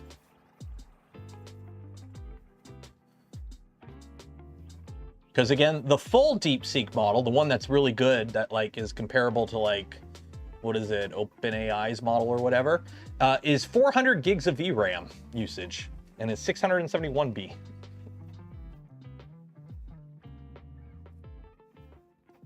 If you're going to post a Discord of a buy screen, make sure you don't. If you're wondering how the code should look, I have an email. They sent an email. So let me find it here. No, wow, I can't spell PRUSA. It's, don't you find it fun when you go to spell something, but your hands are like off one key on the keyboard and it's just like gibberish?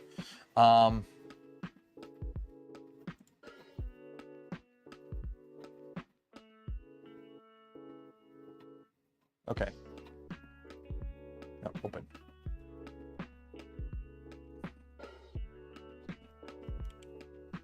Okay.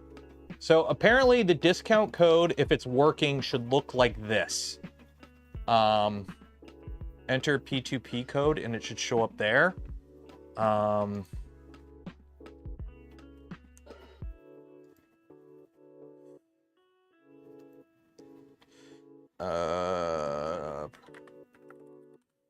then there might be another one here.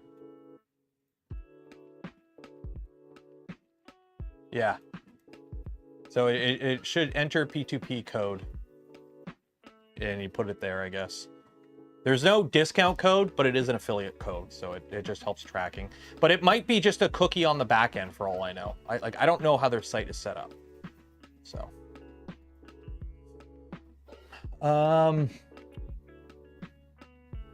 You can use a pickaxe to dig a hole, and depending on the fishing environment, can be useful. I mean, it actually, I asked that question on, I think, on the member stream, we were playing around with it. And we asked it how to mine for fish, and it suggested a whole bunch of things like, oh, hey, you can use a pickaxe to carve out a channel to make a fish trap, or use it to clear debris. Like, it was actually giving actual answers. But the problem is, it sometimes, it depends on how it gets to that answer. Sometimes it'll go down a wrong hole. What should be your first FPV remote? I mean, you don't ask a llama that. You go watch a Joshua Bardwell video, and whatever he tells you to buy, you buy. You have 450 in win load. Were you loading it in RAM? Like, as far as I'm aware, although that might be the distilled model, actually. Like, because there's like more, there's like a distilled model that can do less. I can't remember. I just know I need a lot more. People have been able to run the full R1671B model on like $6,000 worth of hardware, which is basically just a crap load of cheap DDR4 on some old Xenon server stuff.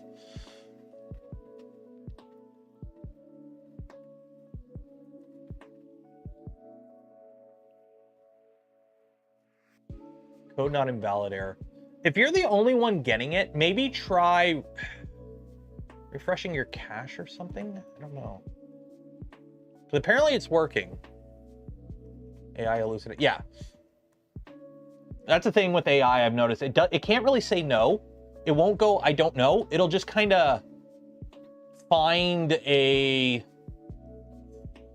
It just, whatever the thought process leads to an answer, it spits that out as the answer. You can't confirm it. You have 100 gigabytes of VRAM. What the heck do you have for a computer? There's a big computer. I mean, I just have a 3090.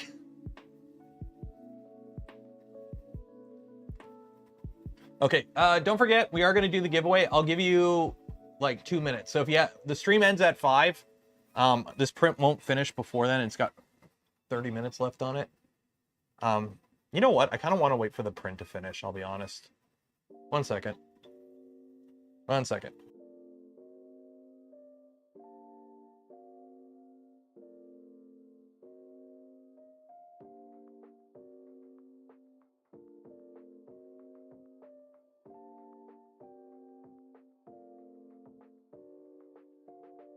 We're gonna run the stream late today, guys. We're gonna run it late. I'll give you a little bit extra time because I want this model to finish so we can look at it. I don't want to finish the stream where we don't get anything out of it. So it's got about 30 minutes left. So at 5:30, we're going to do the giveaway draw. So if you haven't entered, enter. It has a chamber temp reading.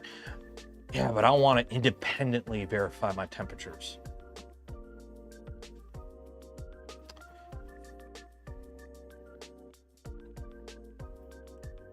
Check Christopher Westfall's post about the affiliate link. Where's the post? Is it on the Discord? What post? Code Nero3D is invalid.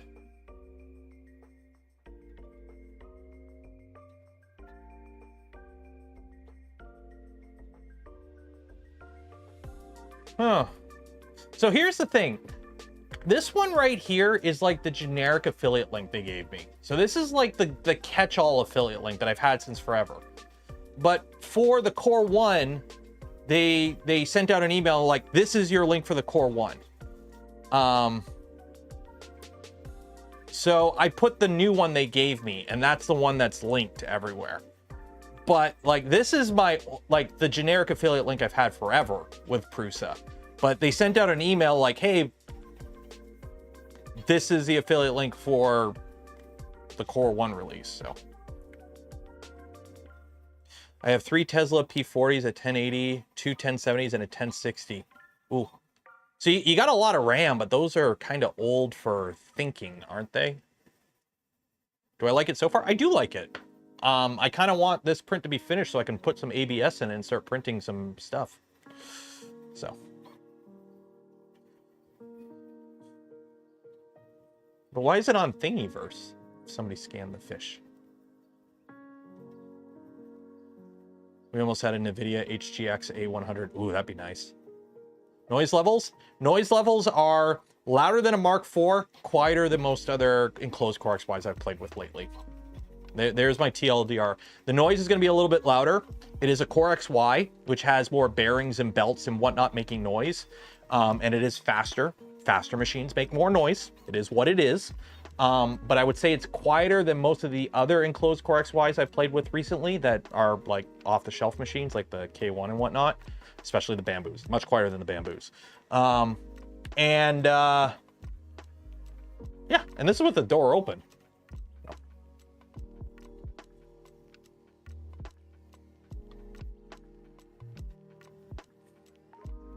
Yeah, I'm gonna print some ABS. Don't worry. I got the box came in. Let me actually grab it. Let me grab it while it's doing this because we're gonna run the stream a little late. We're gonna go to 5:30. Oh, hey, pupper. Ooh, money. There we go. It's a random tune just sitting on the floor. So, let me open it up this way so I don't leak all my personal information.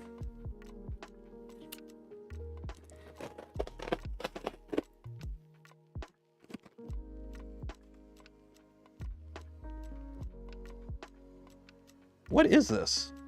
It's LDO. I think it's the box turtle.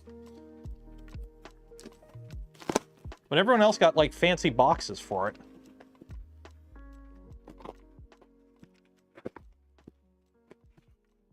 Oh, it's in there. The fancy box is in the box.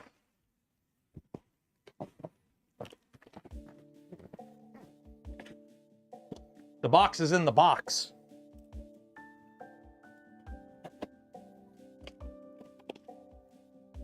There we go.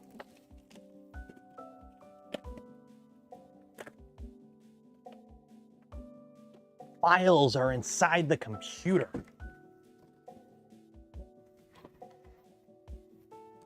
Got it. So for those wondering if the box turtle works on the PRUSA Core 1, it does fit on the Core 1.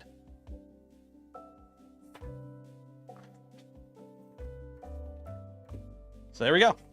So I got to print the parts for this and we can start building this guy. What's in the box? In the box? I don't know. We'll look at it tomorrow on stream. Tomorrow's stream's going to be a grab bag stream. I'm going to be working on some power armor stuff and some other random stuff. So tomorrow's stream's going to be a grab bag stream, tomorrow night's stream. We'll get the PRUSA set up on the shelf as well.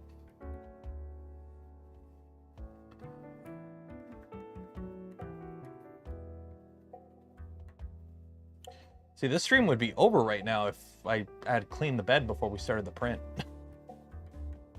Project Digits.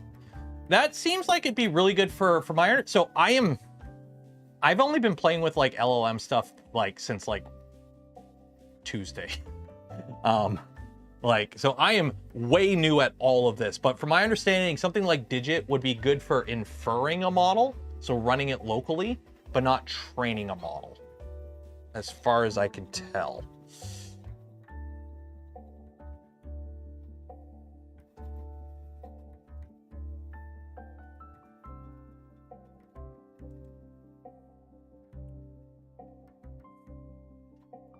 There's like a whole group of people that follow me on Twitter that are like Japanese, and so I always find it fun when they repost my stuff, and it's like, oh, Nero 3D something something core 1 something something something. Is like, what does it say?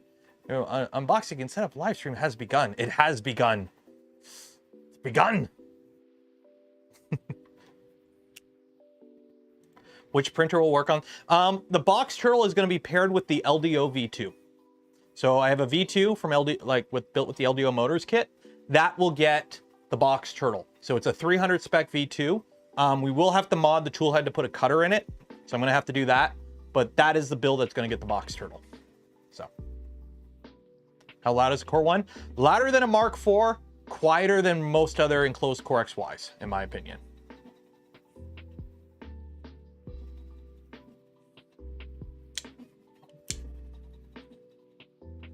But yeah, the problem is, like, I would love, like, part of the reason I don't want to dive into doing all this LLM stuff is I don't have like a dedicated rig for any of it. And I don't want to be using my main desktop that I use for everything else to also be doing AI stuff. And unfortunately, I don't exactly have spare GPUs floating around that would work for this. Like, I have a 3090, which is really good for this kind of stuff, but I have one, and it's in my main computer. My wife has a 3080, but it's in her computer, and she needs it. And then after that, it's like I got a 1060. A 1060 with an i5 2500K. Because of the steppers or because of the fans? A little bit of both. A little bit of both. These are NEMA 17s on 2130s. They are what they are. It is Core XY though, so you're going to get more belt noise and more bearing noise. There's just more motion noise. So like when it does this kind of move, you can hear it a bit.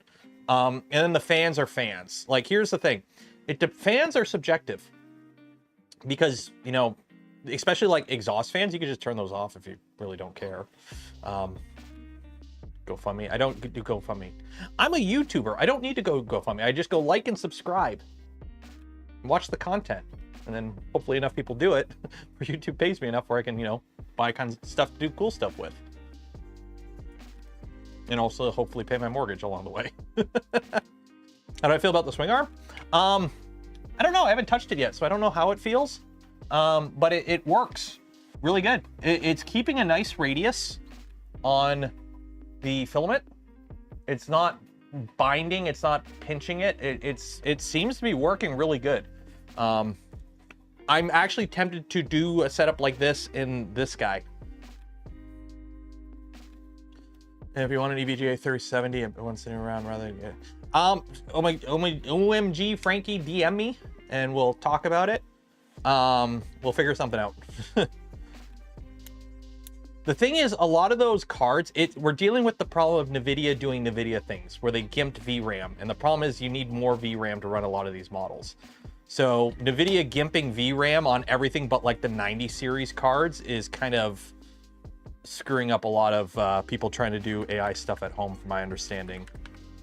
Because like my wife, yeah, 3070 Ti, a 3070 Ti only has 8 gigabytes of DDR RAM. 8? 8? Oof. 8?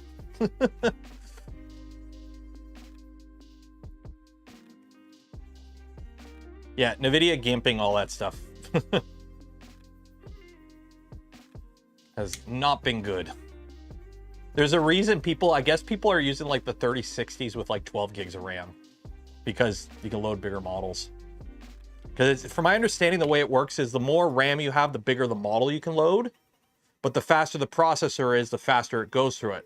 So it's kind of like you want the biggest model possible because it's smarter. There's more data set for it to pull from, but too much RAM on a slow computer or slow processor, like the old, like, what is it? Like the 10, not the 1080 Ti, but like they had like an RX card, like an RX 400 or something that had 24 gigs of RAM, but it was basically a 1080 with 24 gigs of RAM. It takes a while to go through that. So 2070 Super S16. From my understanding, the older NVIDIA cards before the 3000 series aren't the greatest at LLM stuff. But I don't know. I'm still learning about all this stuff. This is just a fun little thing. Like, again, the end goal, if this works and I actually figure out what I'm doing with this, is to have like a little AI robot assistant in the shop, just to talk with during live streams and banter with, essentially.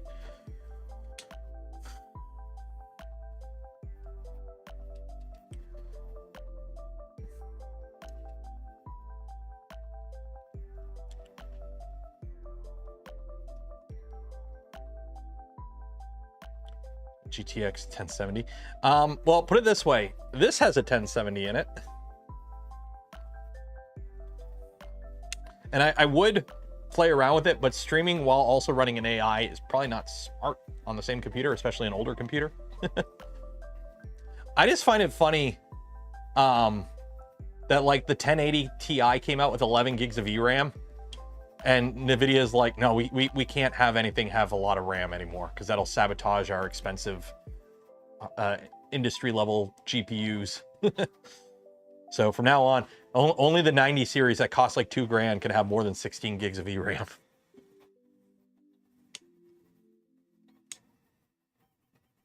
Well, you can run distilled models of DeepSeek. Like, I mean, technically we have DeepSeek running on a Raspberry Pi here. But in terms of what it can do, it's, you know, not the biggest, brainest. So why does NVIDIA sell graphics cards with low amounts of VRAM?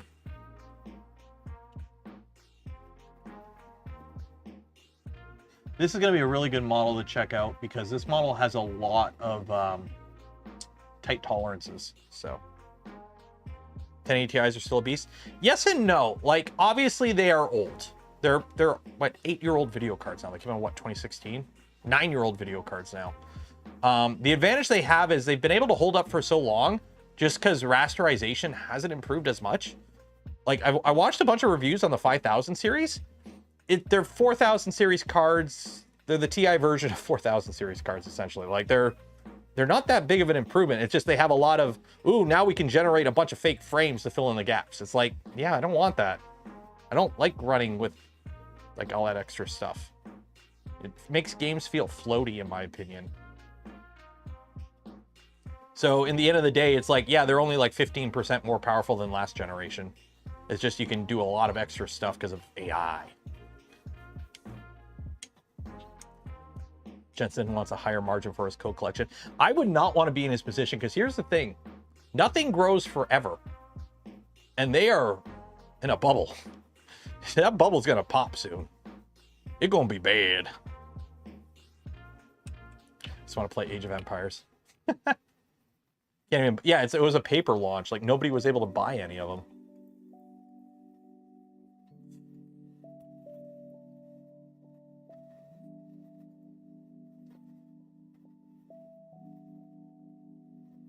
Uh, 7900. Yeah, apparently some of the newer AMD stuff can run some of the models not too bad. Like I know my framework 13. I have Llama installed on that with like an 8B model, the DeepSeek 8B model, and it runs okay. Here's the thing. What do you need it to do? Because if you're using it as like a chat bot, like just to talk with, it only needs to think as fast as it speaks.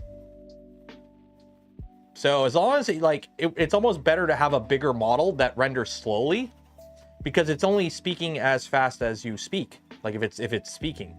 So it's a better model for that kind of thing. But if you're using it for like programming or something where you just want the answer as quick as possible, then yeah, not the best. Or if you're trying to have multiple people use the same hardware. I recently got a 10, like my main, yeah, you got a 3090 Ti and it's more than I need. Yeah, like my main desktop is a 3090 Ti that somebody in the community, I think they sold it to me for a price I couldn't argue with. So, but it's a 3090. My desktop is a 1080p monitor. It's a 24-inch 1080p monitor. Now, granted, it's 165 hertz 1080p monitor because I like high refresh rate, but it's a 1080p monitor. So I'm playing games at 1080p. I just crank the heck out of all the settings. It's great.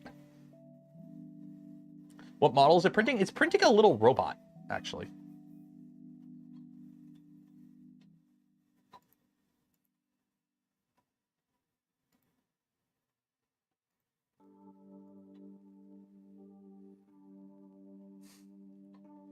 But it's got 14% left, 12 minutes. Local image generation? No, I have not. I don't want to do image stuff. I don't want to do image stuff. I don't want to do... I am against that kind of AI. I'm not a fan of AI slop. I'm not a fan of AI image generation. It's... You're taking... It's not creative. It's based off other people's work. Text, I'm a little okay with. Because it's language. It's... We all have it. It's kind of, you know... I'm okay with using it in that regard. But when it comes to like image generation, that's kind of like, it's not stealing, but I'm not as okay with it. Got a link to the model. It's on my Discord. If you're on my Discord, go to the Canuck creator channel.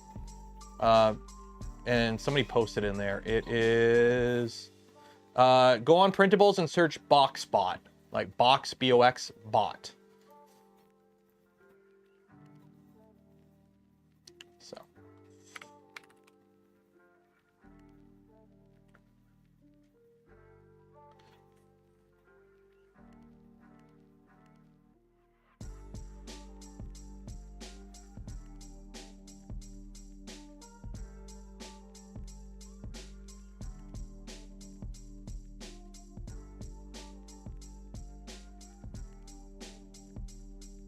Oh, people stealing their code is funny, especially. I know, OpenAI like stole everyone's information off the internet without asking, stole a bunch of like YouTube videos to ingest, and then somebody else uses it and it's like, ah.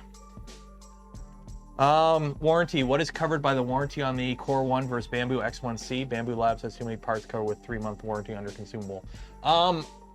Let's find out. 1 second here.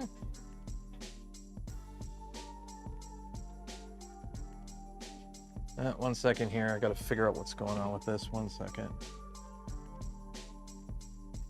Oh, that's stupid. Okay. PRUSA warranty. Okay.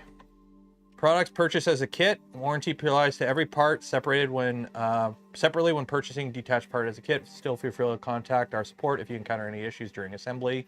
So warranty periods for the EU regions and the rest of the world. So in the EU, you get 2 year for consumers from the EU, 1 year for enterprises in the US, 1 year warranty for the rest of the world, any country not mentioned. Warranty is voided by any damage caused by not following the printer's handbook and not performing regular maintenance, any damage caused by improper assembly, any damage caused from improper use, maintenance, or operation of the printer, any damage caused by long-term lack of maintenance, using the printer in improper conditions, temperature, dustiness, upgrades or add-ons that are not officially supported.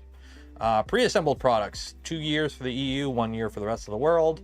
Warranty is voided by not following instructions, any damage, improper maintenance. If an error is found during warranty period, the parts and return shipping will be charged. Here's the thing. I've never had to use Bamboo's warranty.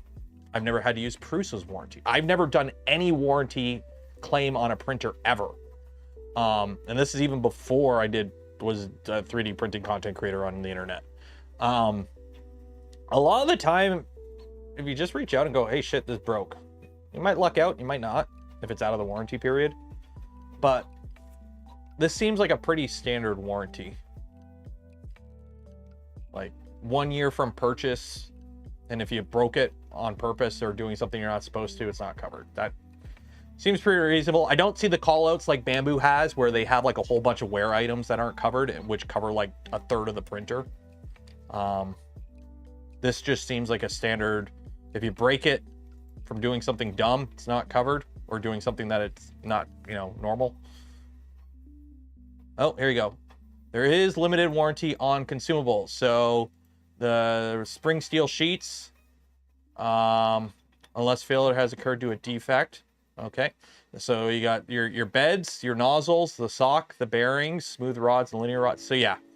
So these are consumables. So they have the rods, the belts, the bearings, but this warranty does not apply to wear and tear. So what that means is if it just wears out, it's not covered. But if you have faulty bearings, they may be covered. There's a difference between wearing out due to use and wearing out because it broke. So I'm assuming if the carriage on here starts throwing all the ball bearings out, I'm sure it would be covered. But if like you used your printer absolutely non-stop printing carbon fiber ABS enclosed, and you literally use the printer so much with so much grit in here because you never cleaned it, that you wore through the bearings and now your carriage is sloppy as heck, that's probably not covered. What is that AMS behind me? It's a box turtle in a box, unbuilt, and we're going to be building it eventually. So, and the best part is, these are just normal parts. So if you break a bearing, you just go buy a new bearing. They're just normal off-the-shelf bearings. That's a normal off-the-shelf rail. And those bearings look like you could probably easily replace them yourself, because you just unscrew this plastic part. There's screws coming in from the side. So you can fix this easily. And that's like $1 bearing off Amazon. Rule of thumb, contact support. Even if you're outside the warranty period, it's always a good rule of thumb to just fire off an email and be like, hey, I bought this printer 2 years ago and this happened. Can you do anything? You might luck out. You might luck out. And the advantage of a PRUSA is at least you can fix it. It's off-the-shelf parts for the most part for a lot of the consumables. So you just hit up Amazon, and you can probably next day the bearings that you need to replace and swap them out yourself. It's not exactly... You have to understand these are CNC machines. It's like a car engine. Occasionally you need to fix stuff on a car engine. It happens. Stuff wears out eventually. These are CNC machines. So. And I think with PRUSAs you can buy an extended warranty too.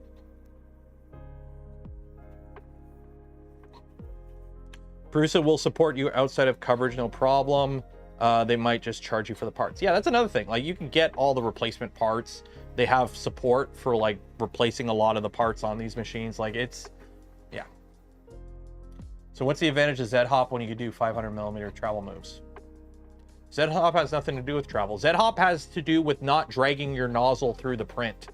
So think about it. If you've ever worked on a CNC machine or even like a manual Bridgeport, you never move the cutter unless it's cutting. Like, you never have the cutter in contact with your work unless it's cutting.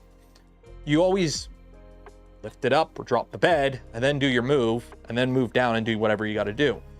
So on 3D printing, we do that with a nozzle. I don't like doing it. I pretty much have Z-Hop enabled on all my printers, but essentially you're not dragging your nozzle over the print. So this solves two things. One, it stops you from like dragging filament around, which can cause cosmetic defects in a print. And two, if your print's curling or warping a little bit, it stops the nozzle from knocking stuff off. So, I think we're almost done here.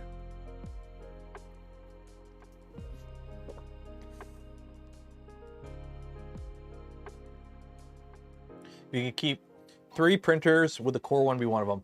So if you're telling me, so if somebody walked in here right now, like, hey, we're taking all your printers, you get to keep 3. What am I keeping? Are you talking all my printers or just the ones in my garage? Because I'll be honest, the Pantheon, keeping that. One of my V2s, probably the LDO V2, and probably the Core 1. I'll be honest, because a lot of my other machines are around this big. I like 250 size printers. Maybe tall boy. I'd probably keep tall boy, my taller V2, just because it's a bit bigger and it's an older printer that it's my first Voron essentially. It's the frame for my first Voron. So yeah, it'd be the Pantheon, probably the Core 1, because in my opinion, the Core 1 is probably a better printer than a Mark 4. I'm not saying the Mark 4s are bad. I'm just saying if you have the choice of a Mark 4 or a Core 1, go with the Core 1. And then one of the V2s. What about the XL?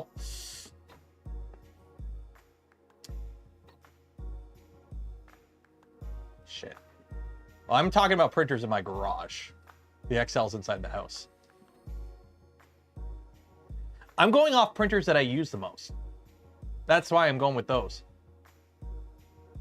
Because here's the thing with the XL. While I use the XL, it's not one of my go-to printers because it's not enclosed.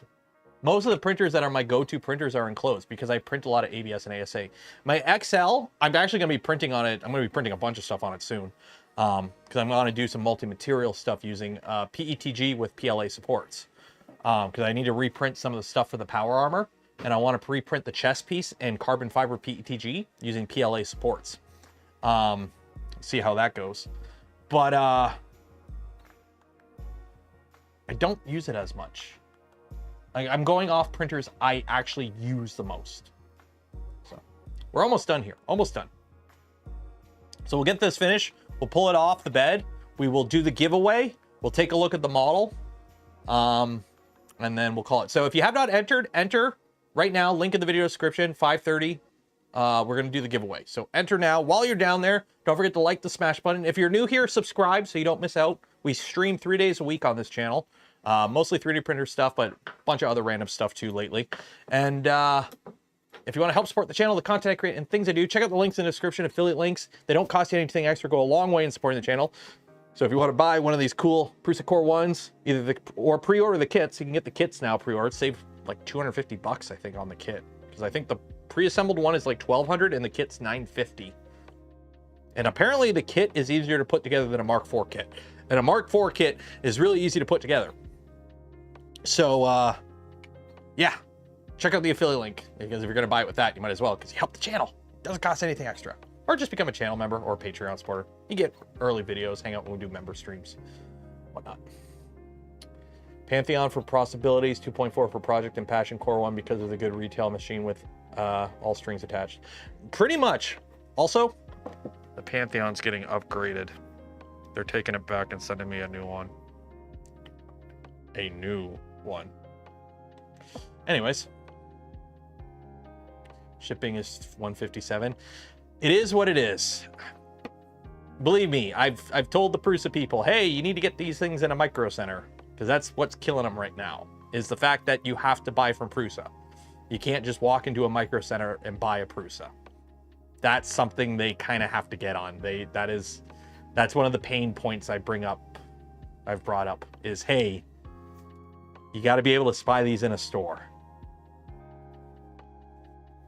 Like, hopefully with Printed Solid, as they ramp up production at Printed Solid, you should see better deals down the line. But for now, I mean, you are buying a product made and assembled in the European Union. It is what it is.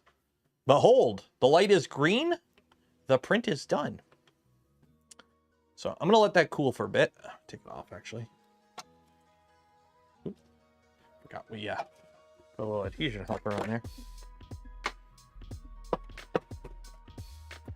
What I'm going to do, so I don't accidentally give it a little help, I'm going to put it in the freezer. Because it's one of those models that you're supposed to, you print in place and it folds up. So hoping by putting it in the freezer, I just broke a glass on the ground. Great. That's great. I'm gonna have to clean that up now. I just broke a glass on the ground. A light bulb. Ooh, that's nice. Like, wow, that's like, there we go. That is a clean looking printer. I'm sorry. It's probably the most aesthetically pleasing printer I've played with in a while. Like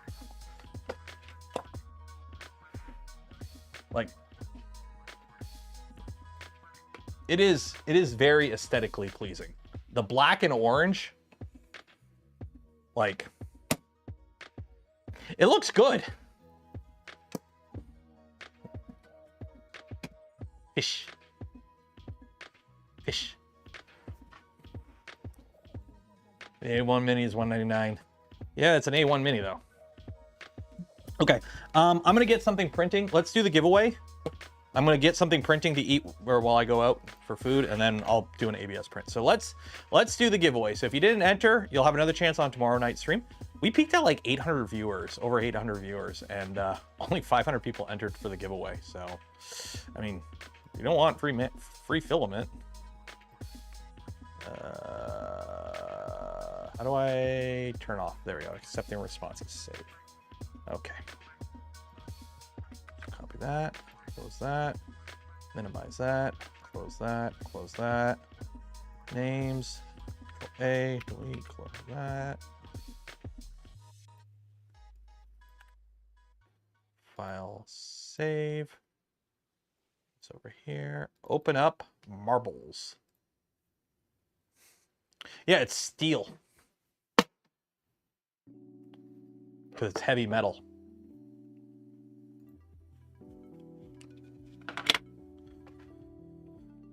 Continue, race. Let's go with Haunted Hills. Bots. How many bots do we got? Add names, clear, open, names. $4.95.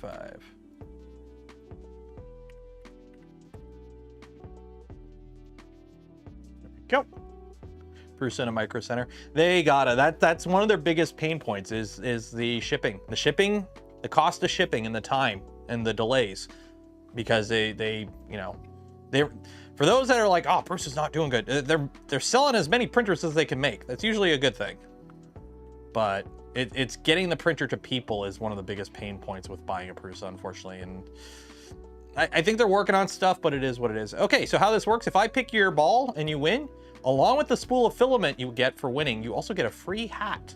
So good luck to this person right here. Jupiter Dot. Jupiter Dot. If you win, you get a spool of filament and a free hat. If anyone else wins, you just get the spool of filament from Polymaker. Do you know when you can order one from Printed Solid? From my understanding, they are not going to be doing production of Core 1s for a while at Printed Solid. They're working on it, but they don't have a timetable yet. I'm assuming they're trying to do it as soon as possible, but as of now, from my understanding, it is just Mark IVs that they're doing. Person needs to be able to ship a lot of containers. Yeah, like, the thing is, they're selling as many as they can make. So they would have to up production to the point where they can just like load up C cans worth of printers and ship them to like Micro Center for them to keep an inventory and sell on top of all the ones they're normally selling. So I don't know. I'm not a business guy. Wow, this is a long map. Where is this even going? This is a weird map. I don't even know where the finish line is. It's just a house. We're just wandering through somebody's house. Remember, exclamation mark zoom zoom. You're floating now. Why are you all floating? Exclamation mark zoom zoom makes you go faster. Exclamation mark gullible makes everyone else go slower. And if you're subscribed to the channel and you ring the bell, it greases your ball up to make it go even faster. I think Dominic's in the lead, but I have no idea. Like, oh, here's the finish line. Okay, let me go to the finish line and we'll just see who we get, because I have no idea where the track is going. Baloo! No, Baloo! Oh, Price Cut 92 might be the winner. Price Cut 92. Congratulations, Price Cut 92. You won yourself a spool of filament. Did anyone else make it out? I think you broke it, Price Cut. I think Price Cut like fell off the map and just kind of lucked out because everyone else is coming a completely different route. Yeah. So congratulations, price cut 92. Let me find you here in the list. Okay. Price cut 92. There we go. Cool. Okay, so you'll get an email from me after the stream ends with information on how to collect your filament from Polymaker. But in the meantime, we need to print something, and then I'll go grab that. So let me just get one more print going. So let's go to printables. What are we gonna print on printables? Somebody, let's see, we got some more links. We got a fish. I'm not gonna print that fish. We're not gonna print a boatie. No offense, I personally think the boatie is kind of a dumb thing. Oh, it's not cool. It's just a boatie, which is a bench. 3D models. I need a, what's popular? What's popular? Give me something big. Just a cool guy. Just a cool dude. No, let's do the collapsing katana. With support. Do you need support? PNP with support. Do we need support? As well, I guess.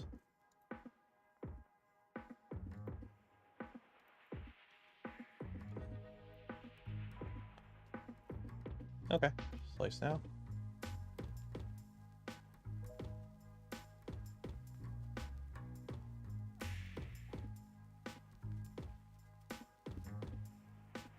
Stability loose.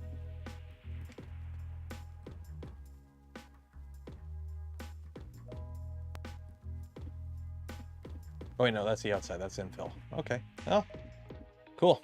Send to connect. Select. Confirm. There we go. We are going to print a samurai sword. Okay, let's take a look at the print that we printed on the printer that went printingly. Oh yeah, I forgot. I dropped a light bulb and it broke glass all over the floor. I gotta clean that up. Shoot. Like, why did I step on glass? Okay. So this is a print-in-place model. How does this... Oh, so that... Okay, so that's that.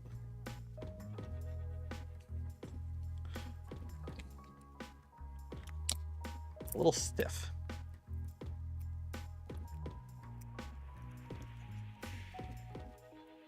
I'm always worried about print-in-place models, like getting everything loose on them, because you never know what's supposed to move and what's not supposed to move. So it's like, what's supposed to move on you? Okay, 1 second here.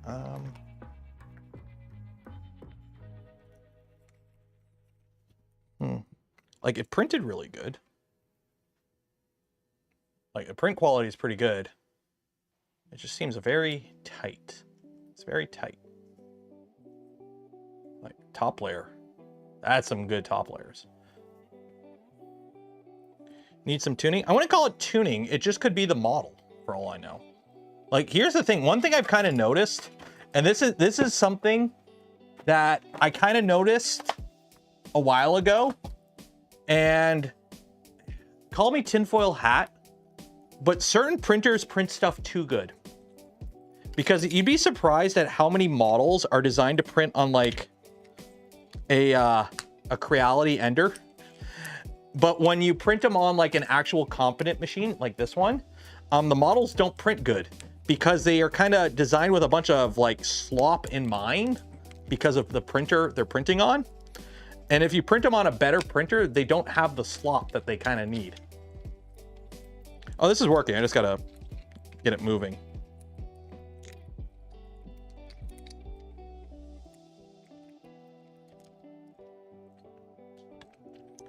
Just try not to break it.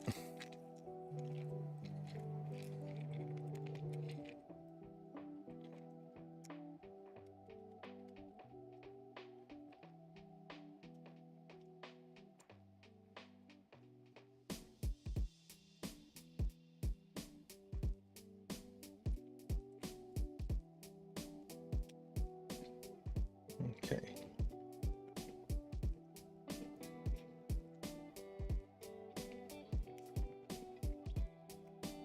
Oh, almost got it.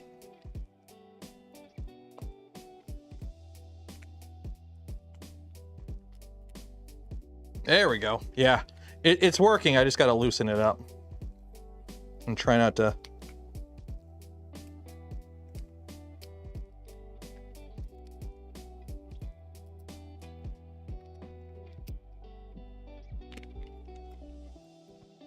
There we go.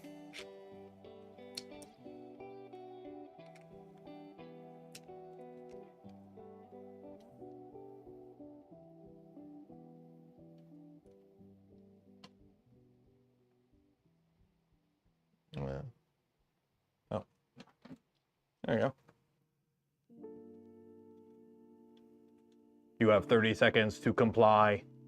Pew, pew, pew, pew, pew. Yeah, it's a little folding model. That's cool. And then everything folds back up for storage. Which way does that go? That way? Yeah, there you go. Bright orange doesn't really show up too good on camera, but it's just a little folding model. So the little arms come out and then the legs come out.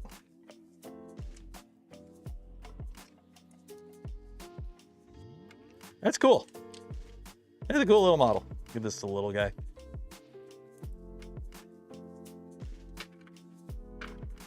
You have 30 seconds to comply. Cool, that was fun. You guys like the stream today? You like the stream today? That was a fun stream. That was a fun stream. A little bit of hiccup with the camera and the fact that I didn't clean the bed before starting a print, so the print failed the first time and we had to restart it. But other than that, this went really good. This went really good. I'm happy with this. The plan is we're gonna print some stuff in PLA just so I have some PLA prints. And then I'm gonna load some ABS in it and let it print some ABS overnight. And then tomorrow on stream, this will probably be still on the bench. So we'll probably be talking about it, but tomorrow's stream is just gonna be a grab bag stream. We'll just do a bunch of random stuff while this is out printing. We do have to print parts for the box turtle. So we're gonna print them on the PRUSA. I have to print, reprint stuff for the Death Racer. So we're gonna print that on here. And yeah.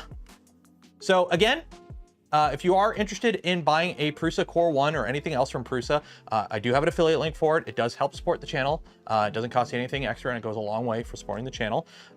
So again, shout out to PRUSA for providing this printer for testing evaluation. Again, not being paid for this stream. Words and opinion are my own, but they did send me the printer free of charge that I get to keep on the condition that I just make content with it and give my honest feedback, which I believe I have. And lastly, for Polymaker for the spool filament we give away this stream and every stream. Thank you. Links for all of them and more video description. Buy some gamer subs, use code Canuck, save 10% off your order. And for those that donate to the channel, give the memberships to others and became members of the channel yourself. I thank you. I would not be able to do the things I do, create the content I create without your continued support. You make it all possible. And don't forget, tomorrow, video on the channel. If you're a channel member or Patreon supporter, you get the video early. It's on the Discord. But we're installing an AI on a 3D printer. So look forward to that. Enjoy your weekend. Be safe out there. Wash your hands. And I will see you tomorrow. Good night.